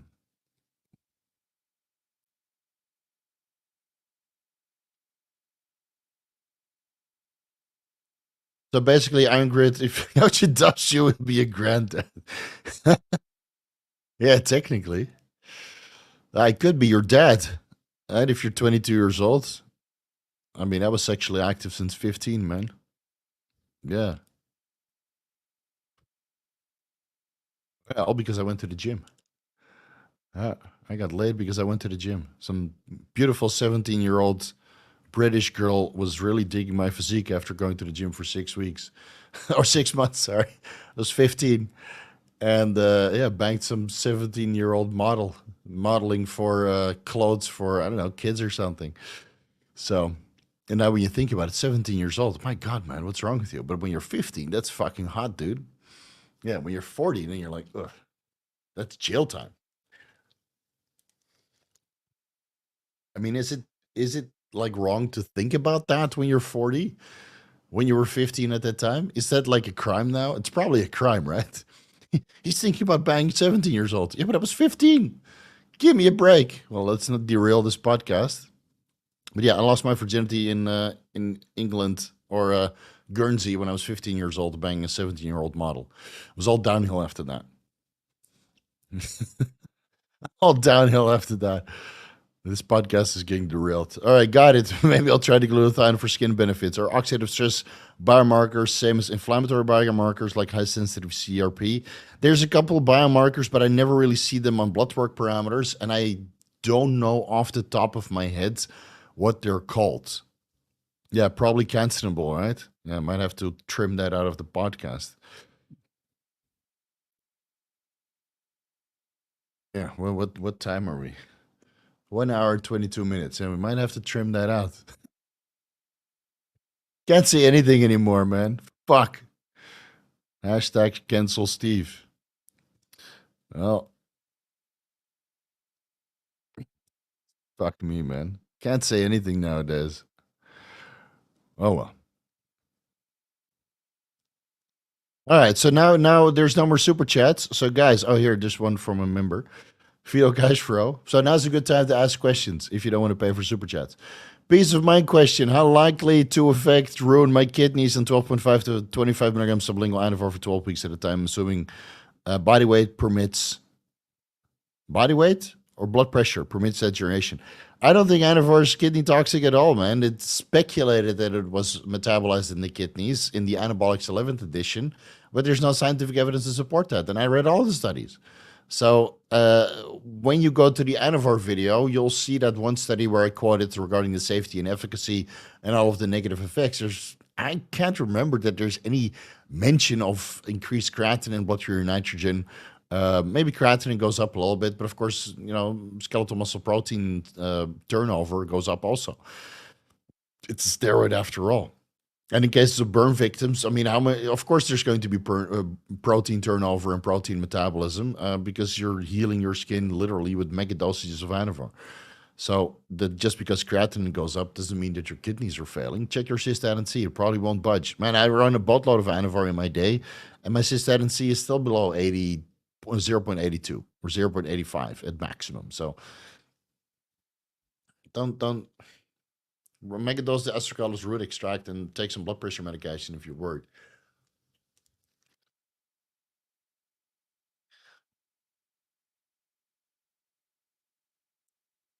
All right. Yeah. Yeah, might have to remove that, man. Can't say anything anymore. But it's the fucking truth. Yeah, I was 15, she was 17. So she consented. Thought I had a cool story for you guys, and I might have to delete my entire YouTube channel. Anyway, lost my virginity at 15. I think that's a win, dude, because I went to the gym. All right, is it a good time for you to retell your stories about you trolling a woman's physique live stream? About you trolling, yeah. So, so I went into what was it? Xavier's desktop bodybuilding live stream where he was live streaming some of the women's wellness, and I posted, say I want to pay $10,000 for any of these wellness competitors to crush watermelons in between their legs. That's a fetish. I'm sure you guys are well aware of this fetish of women with giant legs crushing watermelons in between their legs. So I wanted to offer, $10,000 prize money. And then, of course, the entire chat started posting watermelon emojis. But it was Xavier's live stream. He took it as a joke. You guys, if you ever meet me in person, man, I got jokes for days, but I'm always afraid that I'll push the boundaries. Don't get me drunk, man. Then it's I'm really fucking insensitive. Any tips for counterfeiting? Counterfeiting. Any tips? The cheesecake is going straight to my brain. Any tips for countering hair turning gray? Asking for a friend. Do what I do. Sexy as fuck, man. Look at this. Oh, look at this. And the cats love it. They're just rubbing it all day like I'm some sort of scratch post with their chin. So I sit at the TV, cat here, and just rubbing his face all over mine. And that's why I have pimples here, right? Or this side. See, this is just from the cats.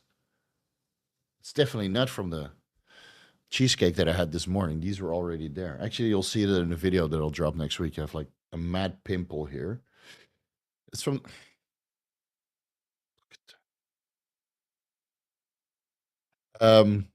Yeah. So to answer your question, what is it? Copper, 2 milligrams to 6 milligrams per day might be able to offset the hair turning gray. I recommended that to my mother. She was turning gray terribly, so I supplemented her copper in 2 milligrams twice per day, so that's 4 milligrams total. And then about half her gray hair went away, but it still took a long time because she has long hair. And of course, when you're older, the hair grows slower. So yeah, it's that's something you can look into, but that's all I know about hair turning gray and ways to mitigate that. And it might still not be enough.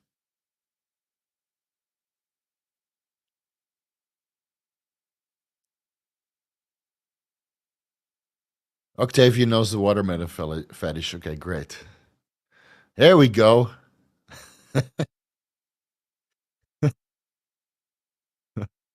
Ancillary is to disproportionately lower systolic blood pressure. Can't afford to drop diastolic too much. Systolic. I would say magnesium. That's the one, right? Let me just double check. Magnesium systolic. Yeah, I think magnesium is the one that lowers systolic blood pressure.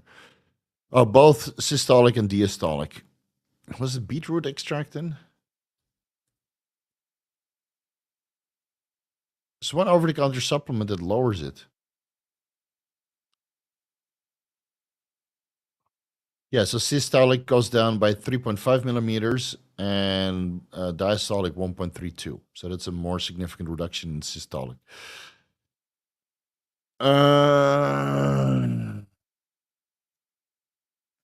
Yeah, and then of course angiotensin receptor blockers. Those are pretty good to get your blood pressure down. Steve, you're doing great. Fuck the haters. Yeah, I usually don't respond. That works. Any tips for counterfeiting? I know. Come to Thailand. There's plenty of counterfeits here, dude. Steve approved hair loss prevention protocol. Go ask Derek. Why do you stay up so late every night? Because all my clients are in the Western world, right? I can do consultations with people in Australia when I wake up. So that's usually around 1 o'clock in the afternoon. I wake up at 12, and then they can do my first consultation after a cup of coffee, some vitamins, and a couple of emails. So 1 o'clock, I usually have a consultation, and then almost every day. And or somebody in a different time zone in the US, for example, that wants to do it late. And then I get my day started, and then I schedule other consultations after 12. I usually have one, two, three. Yeah, it's just every day, man. That's the reason why I go to bed late. Plus, I feel more productive at night because it's less hot and there's less noise outside. Like Thailand is a noisy country, man. You have street dogs, or the neighbors have dogs, and they're all barking and shit. And then there's a gym next to my house, a Muay Thai gym, so they're playing. So this is like the perfect time to work. And even though it's probably not the most productive time, it's certainly more productive than working during the day when it's fucking hot and I'm blasting the air conditioning and there's noise everywhere. So I negotiated with my wife, and I wanted to do this for a very long time already. But after a while, I just pulled the plug. I said, babe, I'm going to live 12 to 4. And I think when we have kids, I'm going to live or be awake from like 2 to 6, give or take. So at least when they go to school. So I'll be there to make breakfast for them, right? And send them off to school with a driver, not me. I just will have a driver. And then I'll sleep while they're at school, and then when they come back, I'll be fresh as a daisy to help them with homework. Yeah, yeah. So not that I'm working all day and then I'm dead fucking tired and then I don't want to help with homework. No, I'll be fresh as a daisy. They'll be tired and I'll be sharp as a razor to help them with homework. And then I'll do my consultations after that, which by that time will probably be like $3,000 an hour. And you'll be surprised if people still want to pay it. I said, who would want to pay for that? Well, you only need three a month at that rate. Actually, no, I would still like 10. That would be better. So yeah, it's just convenience. It works this way. It works this way.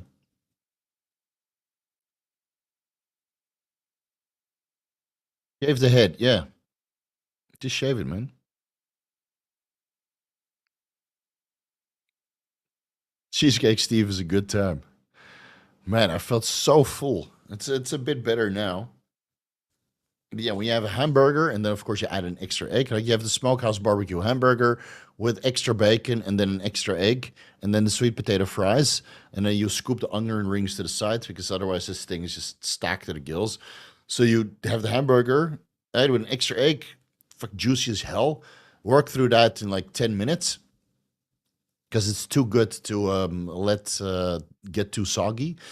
And then I had a club sandwich on the side. Turkey club sandwich on the side. So I'm munching through that. I swapped one club sandwich quarter with my wife for I don't know, what she had like some beef tacos or something. Yeah, beef curtain taco. Thank God in Asia there's no beef curtain tacos here. It's all it's just beautiful peaches. Yeah, or beautiful what is it called? Man, this podcast is completely derailed. Beautiful hot dog buns. Yeah, hot dog buns or peaches. That's what you get here in Thailand. Absolutely great. No beef curtains around. Unless you go to, I don't know, some 50-year-old worn out bar girl. So anyway, so I ate all of that. And then the owner who follows my YouTube channel, great for offering me free cheesecake. And I asked him, does everybody get free cheesecake? He's like, no, only you. So, okay. So I offered my free cheesecake to Nick because it's his birthday. And, well, thanks to all of your super chats, I can obviously afford a $10 cheesecake just the same. So he got a free cheesecake because it was his birthday. You know, when you turn 30, you're like, oh man, it's the end of the world. But that's actually when the good times start to roll. So yeah, I had my cheesecake, and yeah, I had what Reese's Pieces something cheesecake, thick as fuck, and you have to scrape it off. That's how thick it is. So that took me longer to eat. The cheesecake took me longer. Excuse me, took me longer to eat than the hamburger and the club sandwich combined. Gabe McPeak, Steve, can you adopt me if I come to Thailand? No, no, I want my own kids, um, but I don't adopt. Next podcast will be Wednesday. I'll record with Kurt Havens and Dr. Dean St. Mart. It will be fucking legendary. Yeah, and I will drop it probably the week after because we'll probably go through a lot of scientific papers, and it will take my editor some time to do the overlays because I want it to look professional. Got a dip for now. Got to watch a movie with my stepdad. Have fun, boys. Octavian, you got this. Chat chill today. Can unironically say today was very calm in the chat. Okay, good. Good. That's good. Let me ask some cool questions.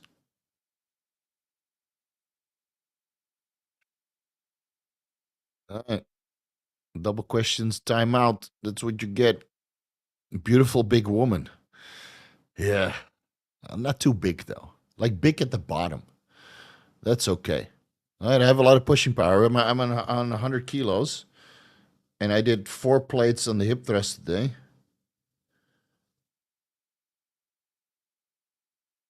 Let's see. Here. 4 plates on the hip thrust. Nice and slow. Hold it at the top. So I need a little bit of thickness at the bottom, man. Thank God my wife can hip thrust 4 plates also. Got that booty thick. Nano nipples. What a name. You guys crack me up sometimes. How to manage a crazy appetite, never satisfied. Well, that's what the tirzepatide or the liraglutide or the semaglutide or the dulaglutide or the retatrutide is for, bro. That keeps your appetite under control. Yeah, it just sucks that anything besides liraglutide, which has a really short active life, tirzepatide, semaglutide, dulaglutide, and retatrutide is active for 1 to 2 weeks.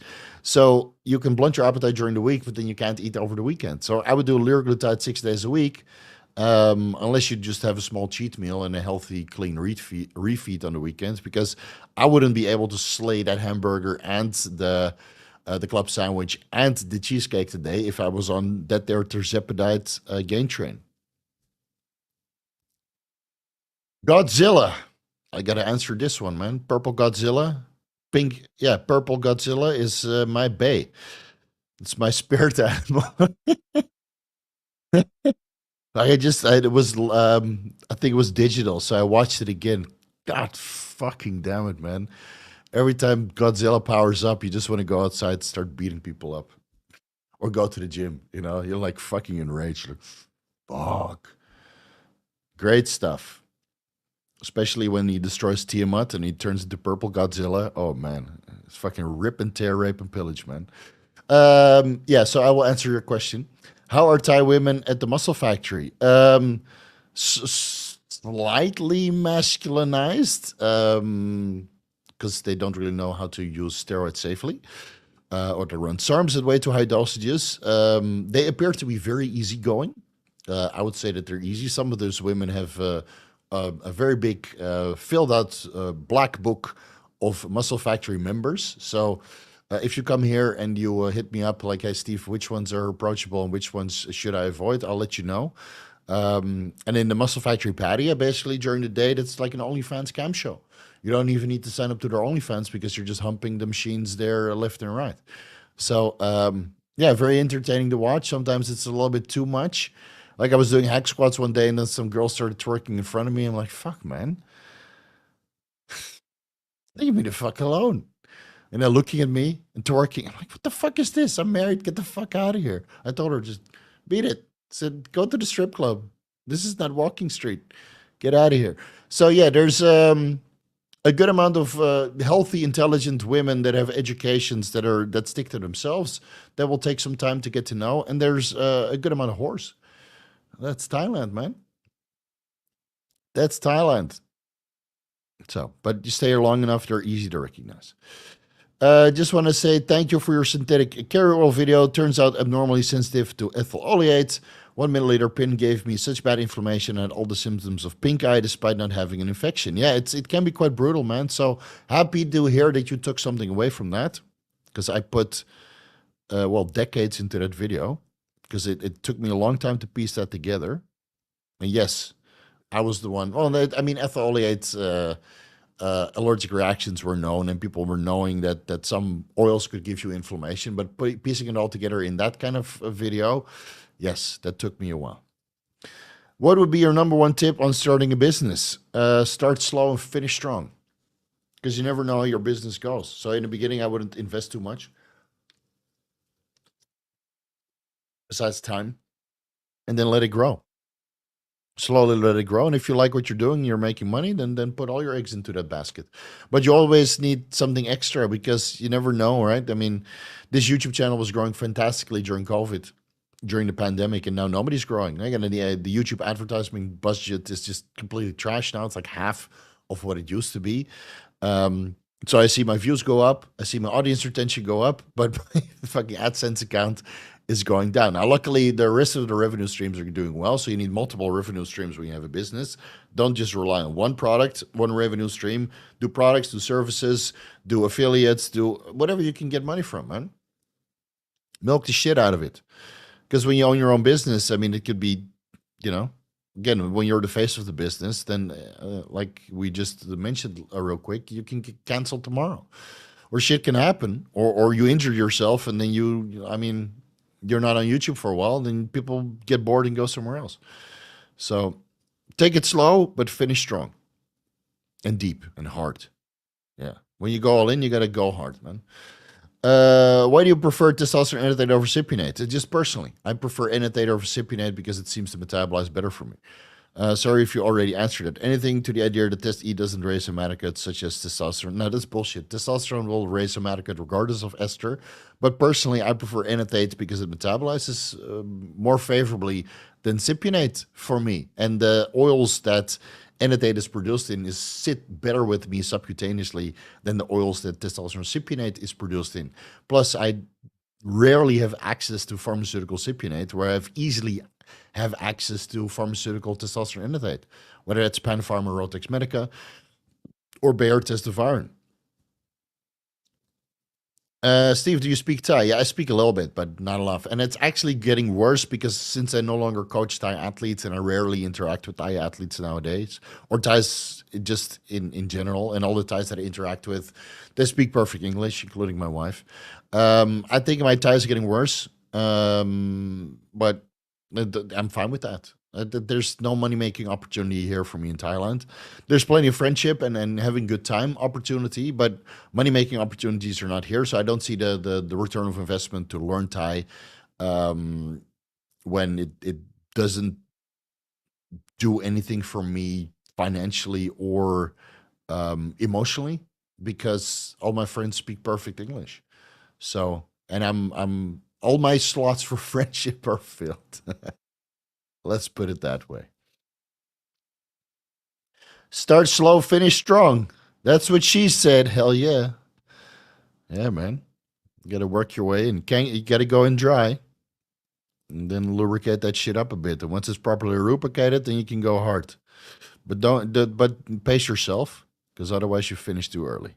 All right? Uncle Steve knows. That's basically how business is, right? You go in dry because you're new. I mean, you can moisten up your fucking feasibility study and the banks to give you a loan. So you're going in dry, and then once things start going again, you can really milk it, but you can't go too fast, otherwise you burn out, and then you blow out.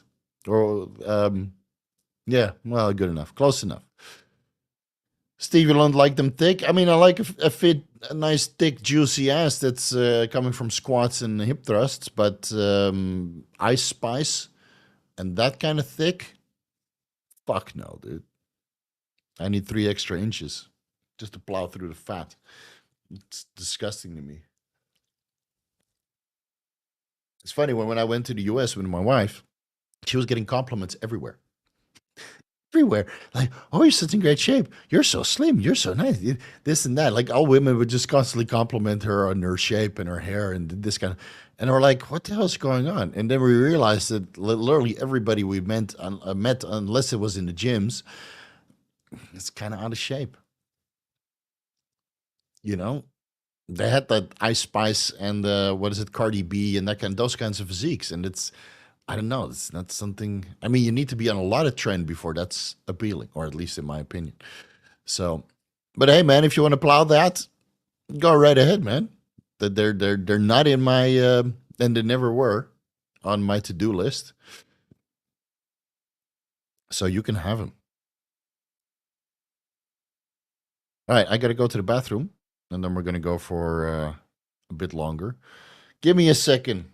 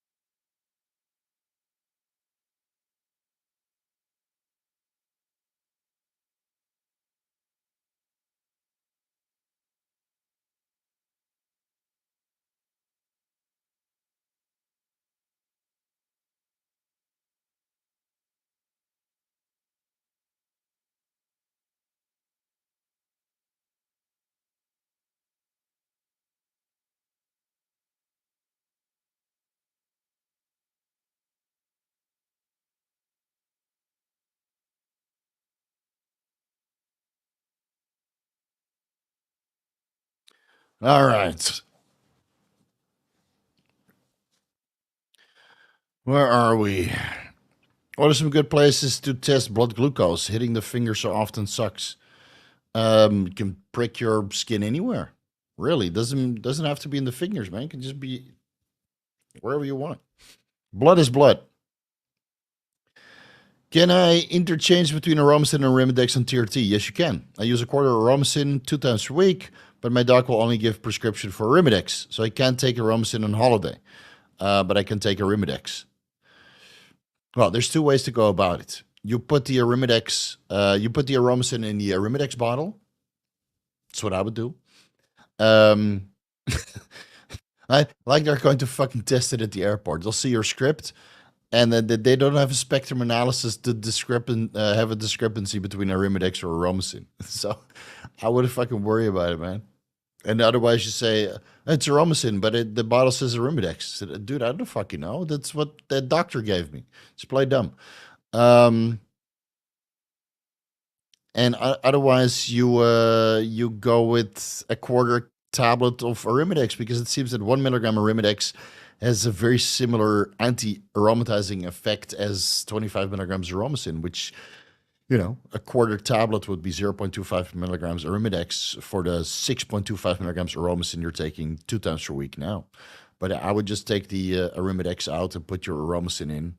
Tablets look the same. The guys don't fucking know at the airport. And then you go about your business, man. Vito cash flow, $20. Nice. If running 12.5 to 25 milligrams Anavar, should I? Man, you have so many questions about this. You sound like a little bit of a hypochondriac about your Anavar questions, bro. Should I aim for 12-week cycle if blood work allows and continues until blood work is abnormal? Once abnormal, just cycle off until back to normal, or cycle off for a certain period of time regardless? Yeah, you could do that.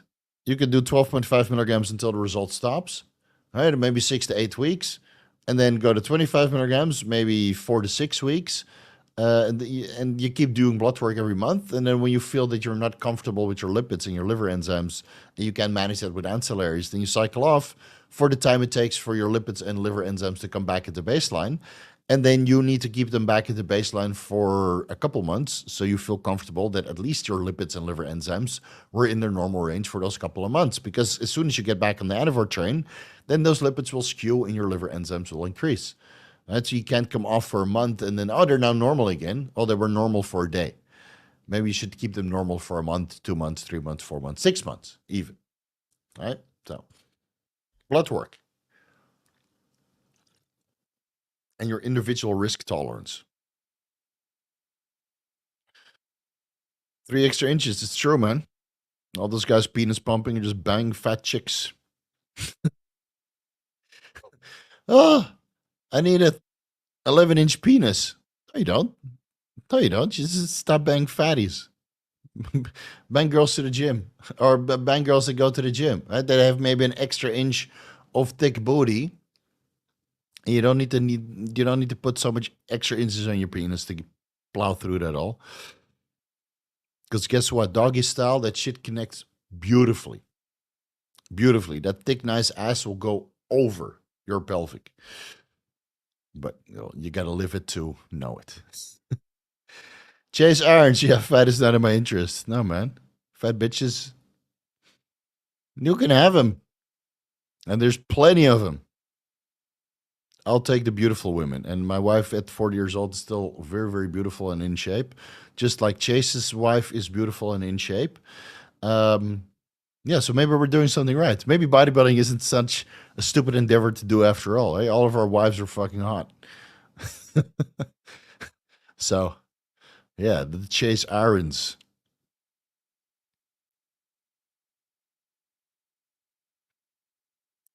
Because of your videos, I figured out my friend had low testosterone, and when he went to the doctor, they discovered he had a pituitary tumor. Thank you.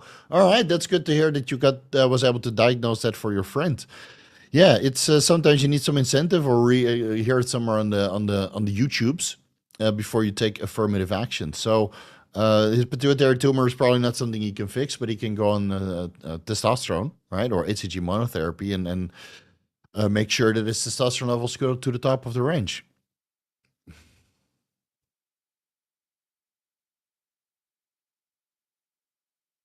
Steve, I'm pissing my brains out. It's always low estrogen related, or could it be something else? Could be poor electrolyte balance, could be high masterone intake or high turinabol intake, which also lowers aldosterone levels by inhibiting the synthase or aldosterone synthase. I don't know, maybe you drink a lot of water like I do. I mean, I'm pissing a lot too. It's just part of the game, man. When you hydrate a lot, it's got to go somewhere, you know? King David, this has the potential to be the greatest figures Q&A ever. Yeah, maybe. Maybe we should go off topic a little bit more. Yeah. Going off topic is fun. Colton didn't post out the entire video yet of me training together with him, but there was some golden nuggets in those questions and the answers too. And then Colton answered the questions good as well. So the short, and he didn't tag me. I'm like, dude, add me as a collaborator, dude. Let me see. What camera do you use? I have a Sony A6600. It's kind of old, but it still looks great. And of course, I use what is it? OBS with a filter. So let me turn the filter off. This is the original color. I look like a gravestone. Let me. I look like a smoker. Let me turn the filter back on so you guys don't feel nauseous. And there we go. See, now it looks sexy again. So this is the real color, right? I got this LUT exported from my editor, Andrew. It's like, make me look like those YouTube videos that you make for me. And then he gave me this filter and just apply it over me. And then everything just looks beautiful. Wow. Like the sound effect. Thanks for answering all of the questions, man. I do have slight hypochondria and I have an athlete's heart. And I do train intensely. I'm heading out. Okay, good. Well, you should be a little bit hypochondriac if you have an athlete's heart and just keep checking it, and don't take stuff that are known to cause left ventricular hypertrophy, like cabergoline or nandrolone. But again, most steroids would probably cause left ventricular hypertrophy if your blood pressure is not in range.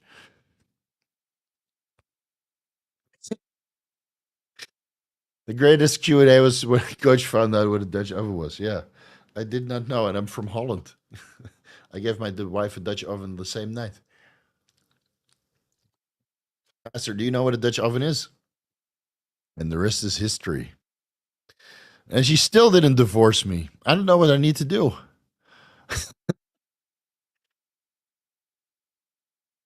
I remember somebody asked me, "What do you think about a Dutch oven?" And I'm like, "Is that like a crock pot or a pressure cooker?"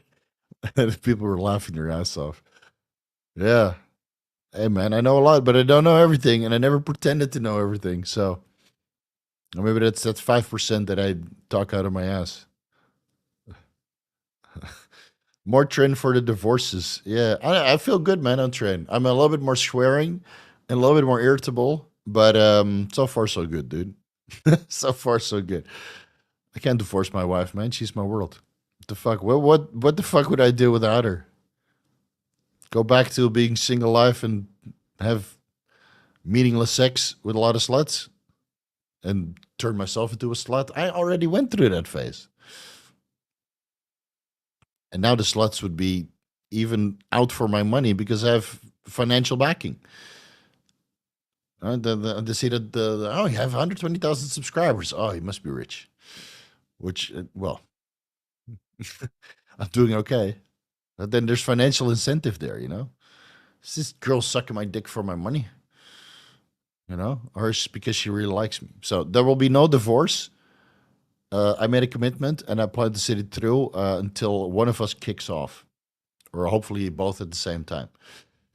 Steve, what skin product you using? You are fucking aging backwards. I don't apply anything topically because I think it's disgusting to put anything topically on my face. I don't like grease.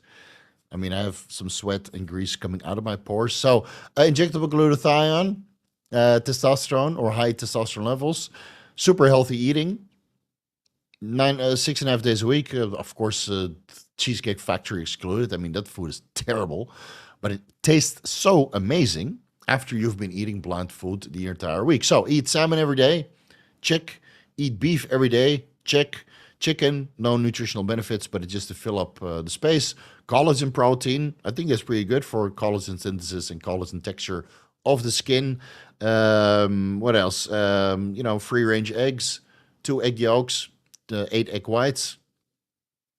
Oh, that's it, right? Yeah. And I have a lot of salmon, like 300 grams per day. So I just eat healthy, and I've been doing that for a long time, and I use less drugs than I did before. Yeah, performance enhancing drugs, guys. Yeah. I also use less recreational drugs than before, but that's like going way back. That's like, 18 to 25-year-old Steve. Actually, it's not true. 16 to 25-year-old Steve. Yeah, those days are far behind me. Good times, though. Good memories. So I just take care of myself better. And I have more money for anti-aging stuff, like injectable glutathione, NAD+, vitamin C, vitamin, B100 complex, et cetera, et cetera, et cetera. And I drink a lot less than I used to do, and I don't take recreational drugs anymore, which all contribute to oxidative stress. So, yeah, I think that all helps. You hit the lottery with your wife, coach. Grats. Yeah, or I just deserved it. There's something to say for that as well, right? I think good people end up with good people. It takes a while to find other good people. Like Chase is good people, right? I found Chase on the internet, even though he said that on one of the live streams before I asked him on the podcast, he thought I was crazy, but he probably got bamboozled by Victor Blackmail. I'm joking. I'm joking. So yeah, man, good people end up with good people. And shit people end up with shit people. As we see over and over again. Right? And then they have blowouts and they go with the next shit people, and they have blowouts again, and they go to the next with shit people, and after a while you just I got this in a yard sale. Actually, it's linked in the previous Vigorous Q&A because everybody, you know, the problem is it doesn't ship from Japan, man. They're $70 a pop. Where is it? I thought I linked it. Maybe the previous live stream.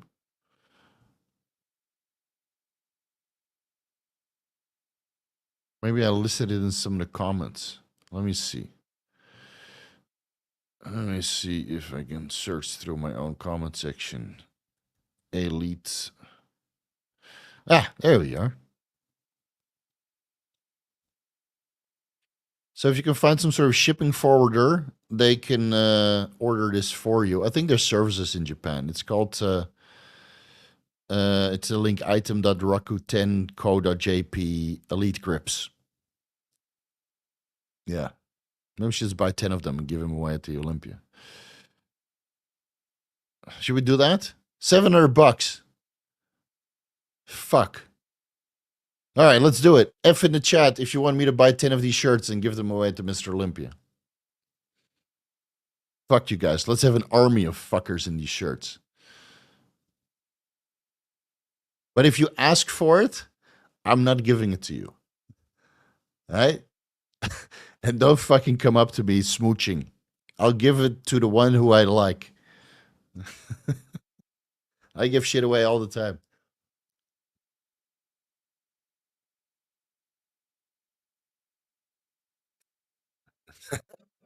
I didn't ask. Big me. I only see 3 F's in the chat. Nobody gives a shit, man. Nobody wants free shit. Well, let me give it some thought then. Yo, you gotta link it permanently, bro. I'm gonna buy that shit. I should get myself a discount code first. How about that? How about that? Gotta get some kickbacks, man. All right. Colin, you asked this question now 4 times, so you are also timed out. See you later. All right, plenty of F's. All right, let me see what I can do. But I'm only going to buy the biggest size. What sizes do they have? What size is this?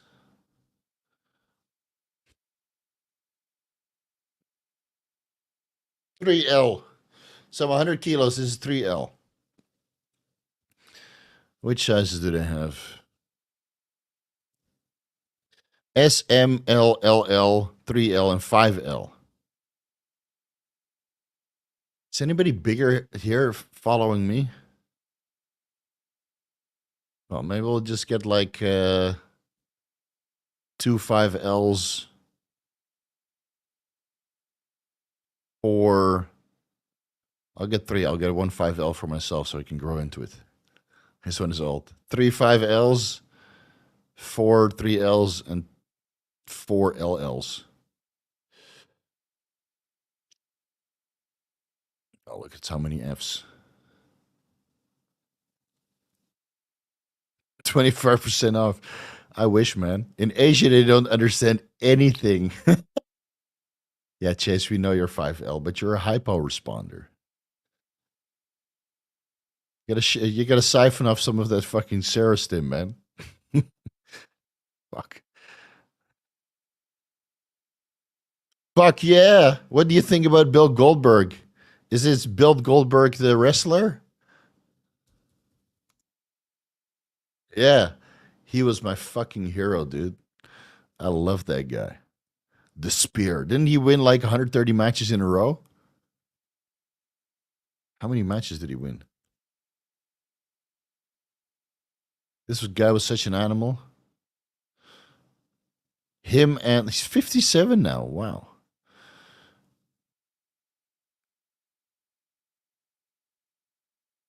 How many matches did he win in a row? I watch this every day on TV at 11 o'clock at night at some obscure channel. They were just playing the WCW and the WWE wrestling matches just every day, dude. And every day would be Goldberg. Goldberg. He would do the spear. Win over 47th. How much matches did he win?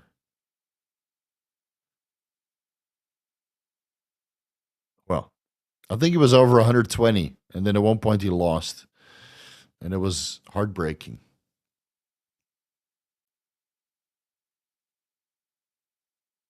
Let me see if I don't miss anything. If I make the move to Bangkok, I'm going to bring part of my cigar selection. I got a couple, 2, 3 for you for all the help your videos. Oh, that would be awesome, dude. That would be awesome. I only take Cubans though. No, that's not true. I like Dominicans and Nicaraguans as well. I'll take any fucking cigar. Just don't lace it with anything, okay? Only lace it with coke. That I can handle.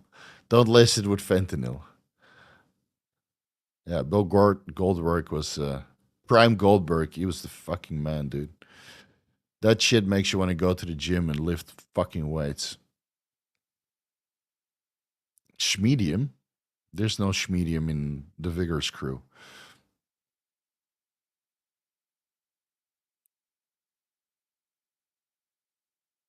What do you think about 200 milligrams testosterone per week, 200 milligrams masteron, 500 IOs 3 times a week, cycle suggestions, any adjustment? Sounds good to me. I don't think you need an AI, and you probably need blood pressure management. You're going to need a phone and a mirror to take copious amounts of picture because you look so fucking good. Yeah. I already answered this in a previous super chat. So once this Vigorous Q&A is live, just follow the timestamps and there will be an answer for you there waiting. Only lasted with coke. Yeah. Oh, man. Some guy living in Las Vegas, he's like, Steve, when are we going to party? It's like, well, I'll be at the Olympia. You can take me to the strip club.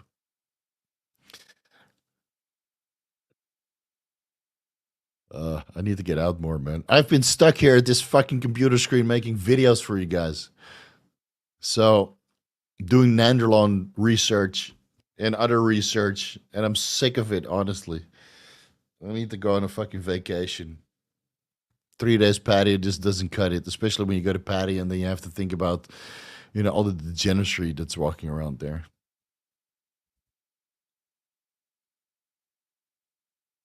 What is this?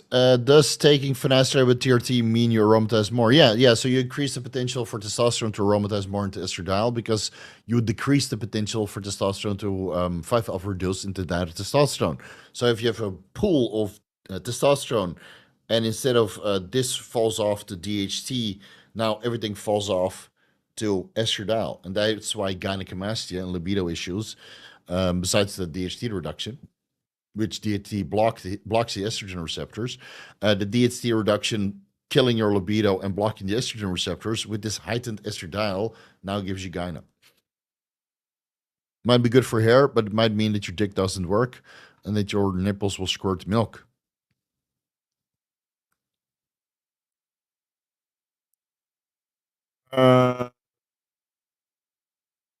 Ezetimibe decreases uptake of micronutrients. Do you think this is an issue? I think it's only with omega-3s. But from all the people that I talked to that checked their omega-3s before and after, like with Maverick Health, they can check that, for example, and they prescribe plenty of ezetimibe to some of their patients. They usually check omega-3 levels before and after, and there seems to be no change. So, scientific evidence is one thing, and then the real-world practical application says another thing. So I never seen it.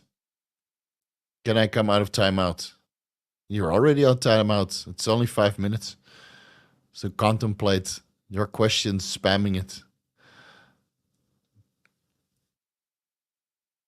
What happens if you block both using an AI and finasteride? Obviously, you don't want to do that, but just wondering. Well, then you have more testosterone, obviously.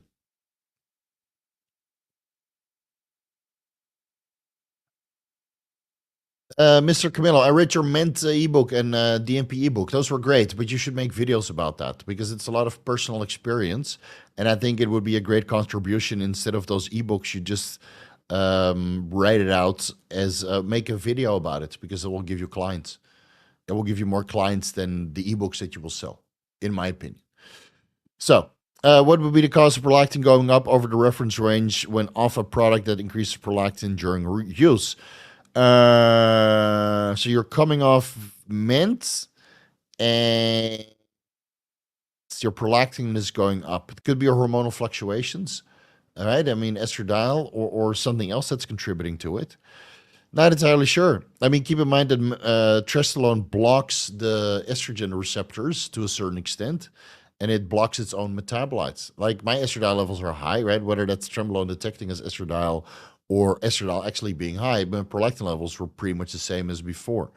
So anyway, increase your dopamine or L-tyrosine and vitamin B6, P5P to increase your dopamine levels, and then prolactin levels will come down. And otherwise, there's always a Caber goal line.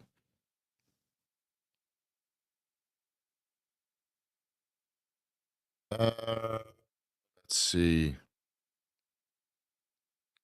Now you ask the same question again. Dude, you're fucking beyond help, man. Guys like this will never learn. Ask me again, I'll ban you permanently. Orals with HCG. Just try to reinvent the wheel. Here, let me answer it for you. Thoughts on using orals with HCG without instead of a test base? You're fucking stupid. Fuck off.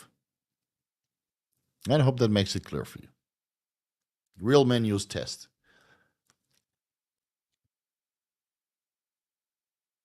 Fuck. People. Weirdly, because estradiol stays around 65 to 70 picograms per milliliter, but prolactin goes up to 120. 120? This must be a different reference range than I'm used to. Just a quarter milligram of cabergoline twice per week, and it goes back to normal. Yeah, so there might be a dopamine problem going on there. So yeah, it could be the case. Yeah, man, it's you know, people are just dumb as fuck, dude. Like I was like during this Vigorous Q&A, I'm going to give you guys a fun example. When I was traveling through Vietnam in 2011, I took a lot of trains. So you have to buy a train ticket or a bus ticket, right? And there's like a small little counter at the train station where you get a train ticket, and then there's only so many train tickets, right? So you queue up early for the train that leaves at night, but there's no queue. There's a boatload of Vietnamese dudes with cigarettes in their hands, all this short. And I'm not tall, but they're even shorter. I mean, we're talking about Vietnam here. Third world country. People have a rough life. They don't get very, very tall because they don't have much access to food, or at least not back then. So you're surrounded by all these men with smoking cigarettes that want to buy train tickets for them, their family, whoever, right? Or resell somewhere else because usually half of them are standing outside to resell, and you don't get in between. So there's no queue. They're just screaming and yelling and this and that. And at one point, I got sick of it and just pushed everybody out of the way. Gently gave the girl money. I said, I need to go to Da Nang. Was it Da Nang? Yeah, Da Nang. And then all these guys look at me so irritated and said, listen, it's like, what about me, dude? I've been standing here for 10 minutes. That's what the Vigorous Q&A feels like sometimes. Everybody's trying to get their question in, and they're just yelling and screaming until they get their turn. Yeah. So in real life, you can't block people, obviously, but during the Vigorous Q&A, you can. Test is king, motherfuckers. I agree. Test is best. And look at Chase. He's a fucking freak. And I was a fucking freak when I was on high test, too. How do you ensure optimal quality water? A good water dispenser? Yeah, I order my water from a reputable water supplier. So they do the reverse osmosis and remove any pollutants. And then I have one of those water dispensers that cools it, like a snob. One of those office things. And you just load it up. Of course, I still drink from plastic bottles, so I'm probably going to die prematurely. But yeah, I know Evans and Topani would not approve, but it is what it is.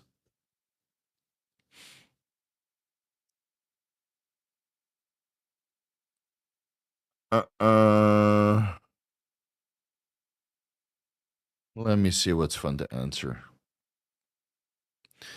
Mountain Valley Spring Water. I think I drank that when I was in Vegas.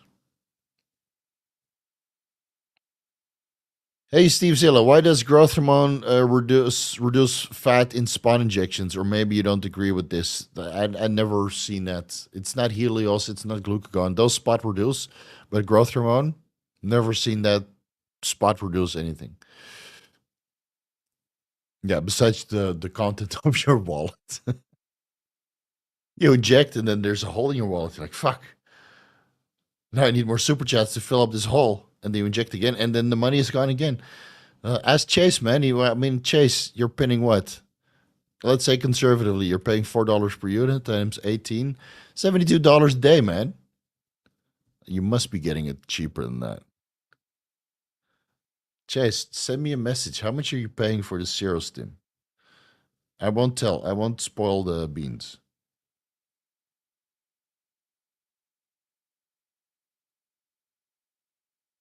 Yeah, let me know.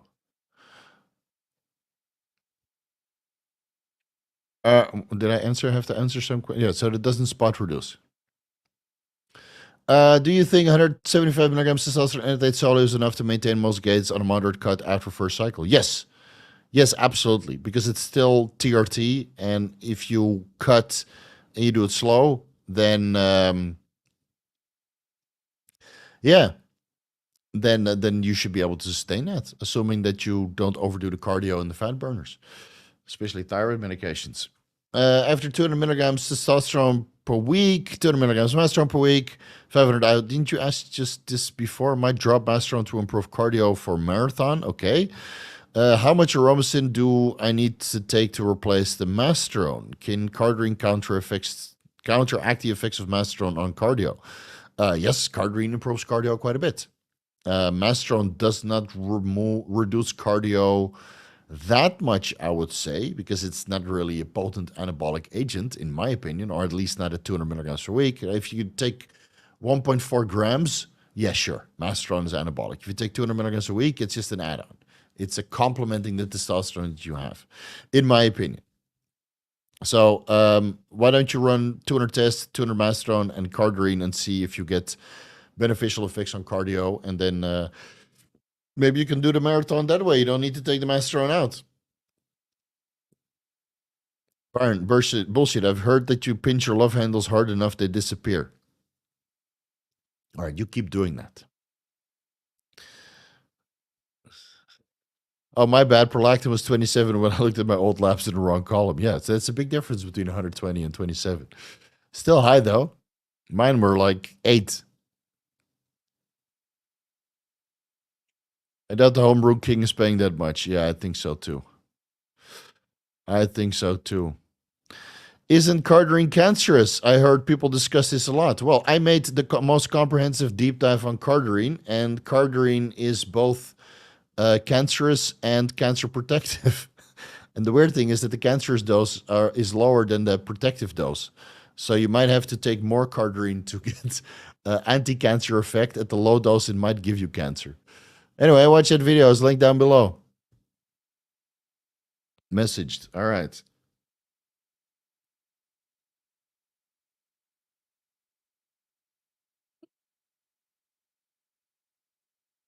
Well, I know who I'm going to call when I want to do 18-hour user growth hormone. Fuck this bullshit Meditrope, man. Don't want to touch that shit. I'm sure it's good, but I'm a snob for pharma shit. Just like Chase. It's either homebrew or pharma. Nothing in between. Yeah, man, just make videos about it, because ebooks, I mean, even my ebooks, they sold well in the beginning, but then, people copy it and stuff, and it's just better to make videos and then do consultations. That makes more money than, it makes significantly more money than books, man. And I could spend like a whole month or 6 months writing ebooks, or making a membership-wide site, and maybe the membership site would make more money, but I don't know. I think videos and affiliates, and then doing the occasional, high ticket consultation here and there. You're better off doing like Chase. What Chase does, he has a product, injectable carnitine, and he sells pretty fucking good. A product that's consumable that needs to be replenished, that's better than doing ebooks. Good luck distributing anything from Thailand, though. Yeah, so make some videos, man. Looking forward to it. Hey, Steve, how do I make my coffee last longer? I drink it too fast, but I don't want more caffeine. Also, mix with decaf coffee for more volume. Looking for biohacking coffee ideas. Coffee lasts longer? I know, I drink it fast too. I fucking love the taste. I only drink water and coffee and Coke Zero. That's it. Yeah. I don't know. Yeah, mix in some decaf for more volume, or make it cold. Make an iced coffee. Oh, and add some I don't know, couple flavor drops or something. Then you probably drink it faster. I don't know, man. I drink my coffee fast, hard and fast and deep. That's the way she likes it. Russian name, I guess. What would be the reason for elevated progesterone? I'm on TRT. All blood work markers are fine, except is around 2 nanograms per milliliter. I couldn't find much info, especially ways to lower it. It could be that the pregnenolone that you still produce favorably converts into progesterone through the particular enzymes. And I think there are methods to inhibit that, but off the top of my head, I'm not sure which one. But I'm sure that I would mention it. Steroidogenesis inhibitor video, where I basically go through the sex hormone cascade and which medications typically block that. So it's linked down below. Let's see. Yeah, if you're only on TRT, then of course you're not taking pregnenolone, that would raise it. But yeah, it could be that you're metabolizing the progesterone slowly or increasing the metabolism of pregnenolone into progesterone at an accelerated rate or a higher rate compared to pregnenolone into DHEA. So it's either high conversion or low metabolism into the glucocorticoids. Yeah, Carnitine built my gym. Yeah, so there you go. Yeah, there you go. Having a sellable product is better. Maybe I should do that too. Maybe we should start selling some coffee from Thailand.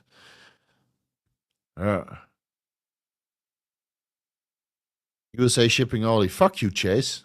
How am I gonna get some carnitine? Well, I'll buy a bottle off you when I come to the US. You gotta keep using that. I'm gonna be in fucking good shape when I go to the Mr. Olympia. Yeah, I want to be shredded. Not shredded, but at least, you know, like, like fucking pumpy veins. Look at this. What the fuck, dude? Where is it? What the hell is this? That's cheesecake. What the fuck?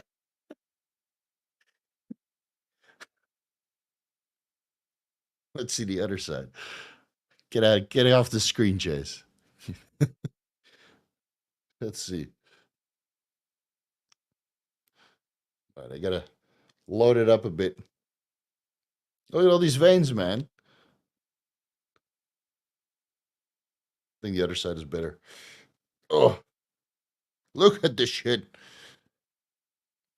I gave myself a handicap that will only be 100 kilos. So I'm 100 kilos already. Just got to get more lean to put on more size. Yeah. Thank you, Steve. Glad I caught you after studying today. You're the best and have a great night. Thanks, buddy. Much love. Much love. Ephedrine or yohimbine into your coffee and it will last longer. No, man, add MCT oil. Make it bulletproof.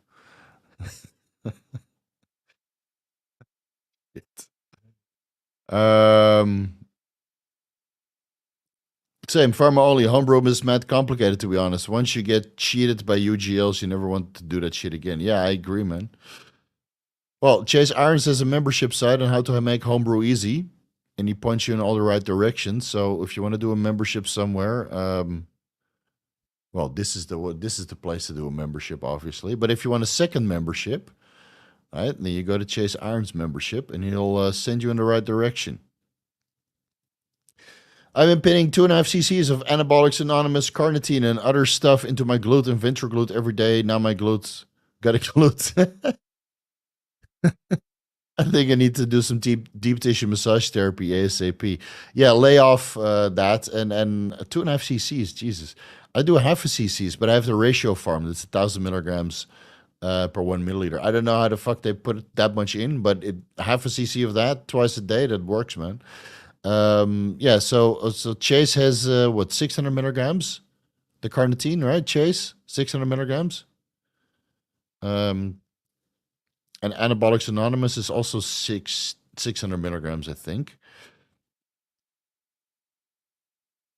So yeah, Chase is 600 milligrams. I don't know. I like Anabolics Anonymous, and I haven't tried Chases, but I've heard a lot of good anecdotal reports. So maybe switch some shit around.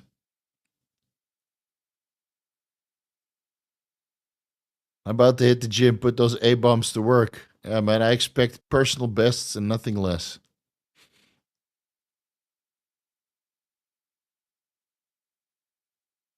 Steve, I watch your high sensitivity C-reactive protein videos and carrier oils. What other factors affect high sensitive C-reactive protein? Well, that's all mentioned in the video, buddy. Before I even go into the carrier oils, altitude, obesity,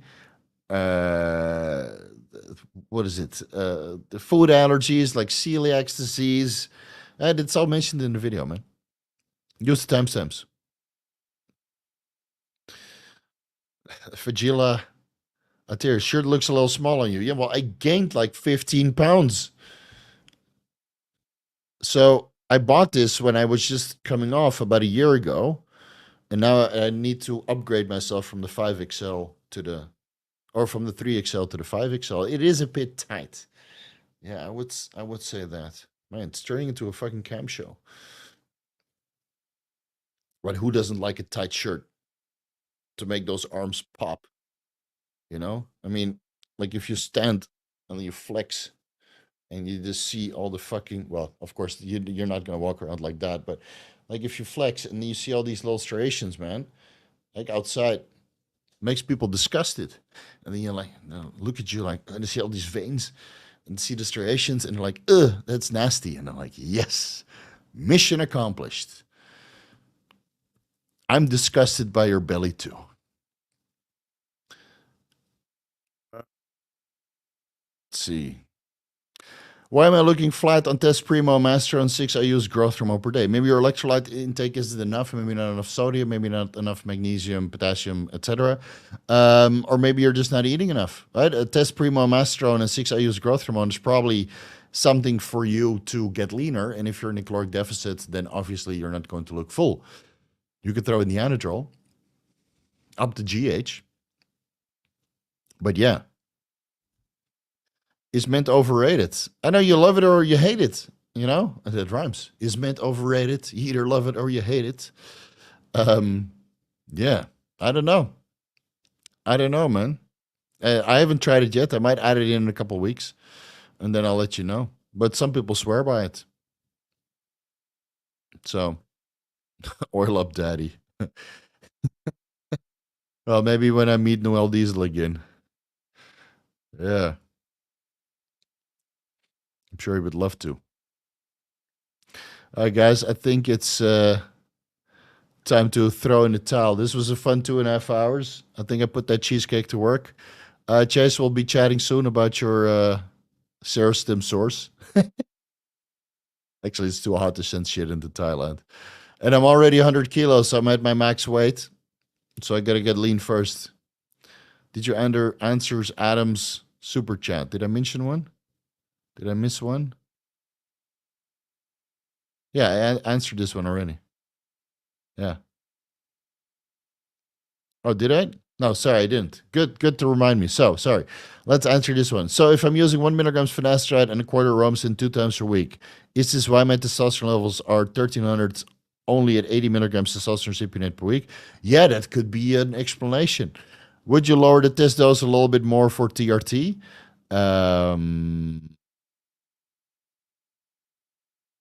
I don't know. You'd have to check your DHT and your estradiol levels, because maybe your DHT is bottomed out and you don't need so much finasteride, and maybe your estradiol levels are bottomed out and you don't need so much aromasin.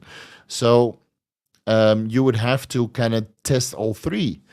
and then see what you want to do. And I'm not against 1,300 nanograms per deciliter for TRT. That most guys feel great around 1,000 to 1,500. You know. And why, if you're going to inject, at least get yourself to over the reference range. All right, Chase, are you going to the Olympia? Yes, Chase is going. I'm going. Paul is going. Aaron is going. There's going to be a giant influx of your favorite YouTubers that are all anabolic as fuck. Not your favorite YouTubers that are skinny and fake natties, but real proper fucking bodybuilding YouTubers that are all going to the Olympia. Paul Burnett. I don't think Paul Carter goes. I think he... I like Paul Carter, though. He's a bit crazy. YouTubers, yeah. All right, yeah, fine. I'll have to put this last one. Would 100 to 150 milligrams masteron on top of my 180 milligrams CRT alarm my endo on bloods? Does masteron show up as testosterone? No. No, it might actually not alarm your endo because it doesn't really raise hematocrit, at least not from the clinical trials. And it shouldn't do that at this dose. Your estradiol will be a little bit lower, and it should be managed, not alarmingly low. And it shouldn't skew your lipids, your liver enzymes, or your lipids might be a little bit off. And of course, your SAPG will come down, but you can always write that off as saying that you do daily microadministrations and megadosing boron. All right, this is it. The juice tubers, yes. Your favorite juice tubers will all be at the Mr. Olympia. I got my tickets.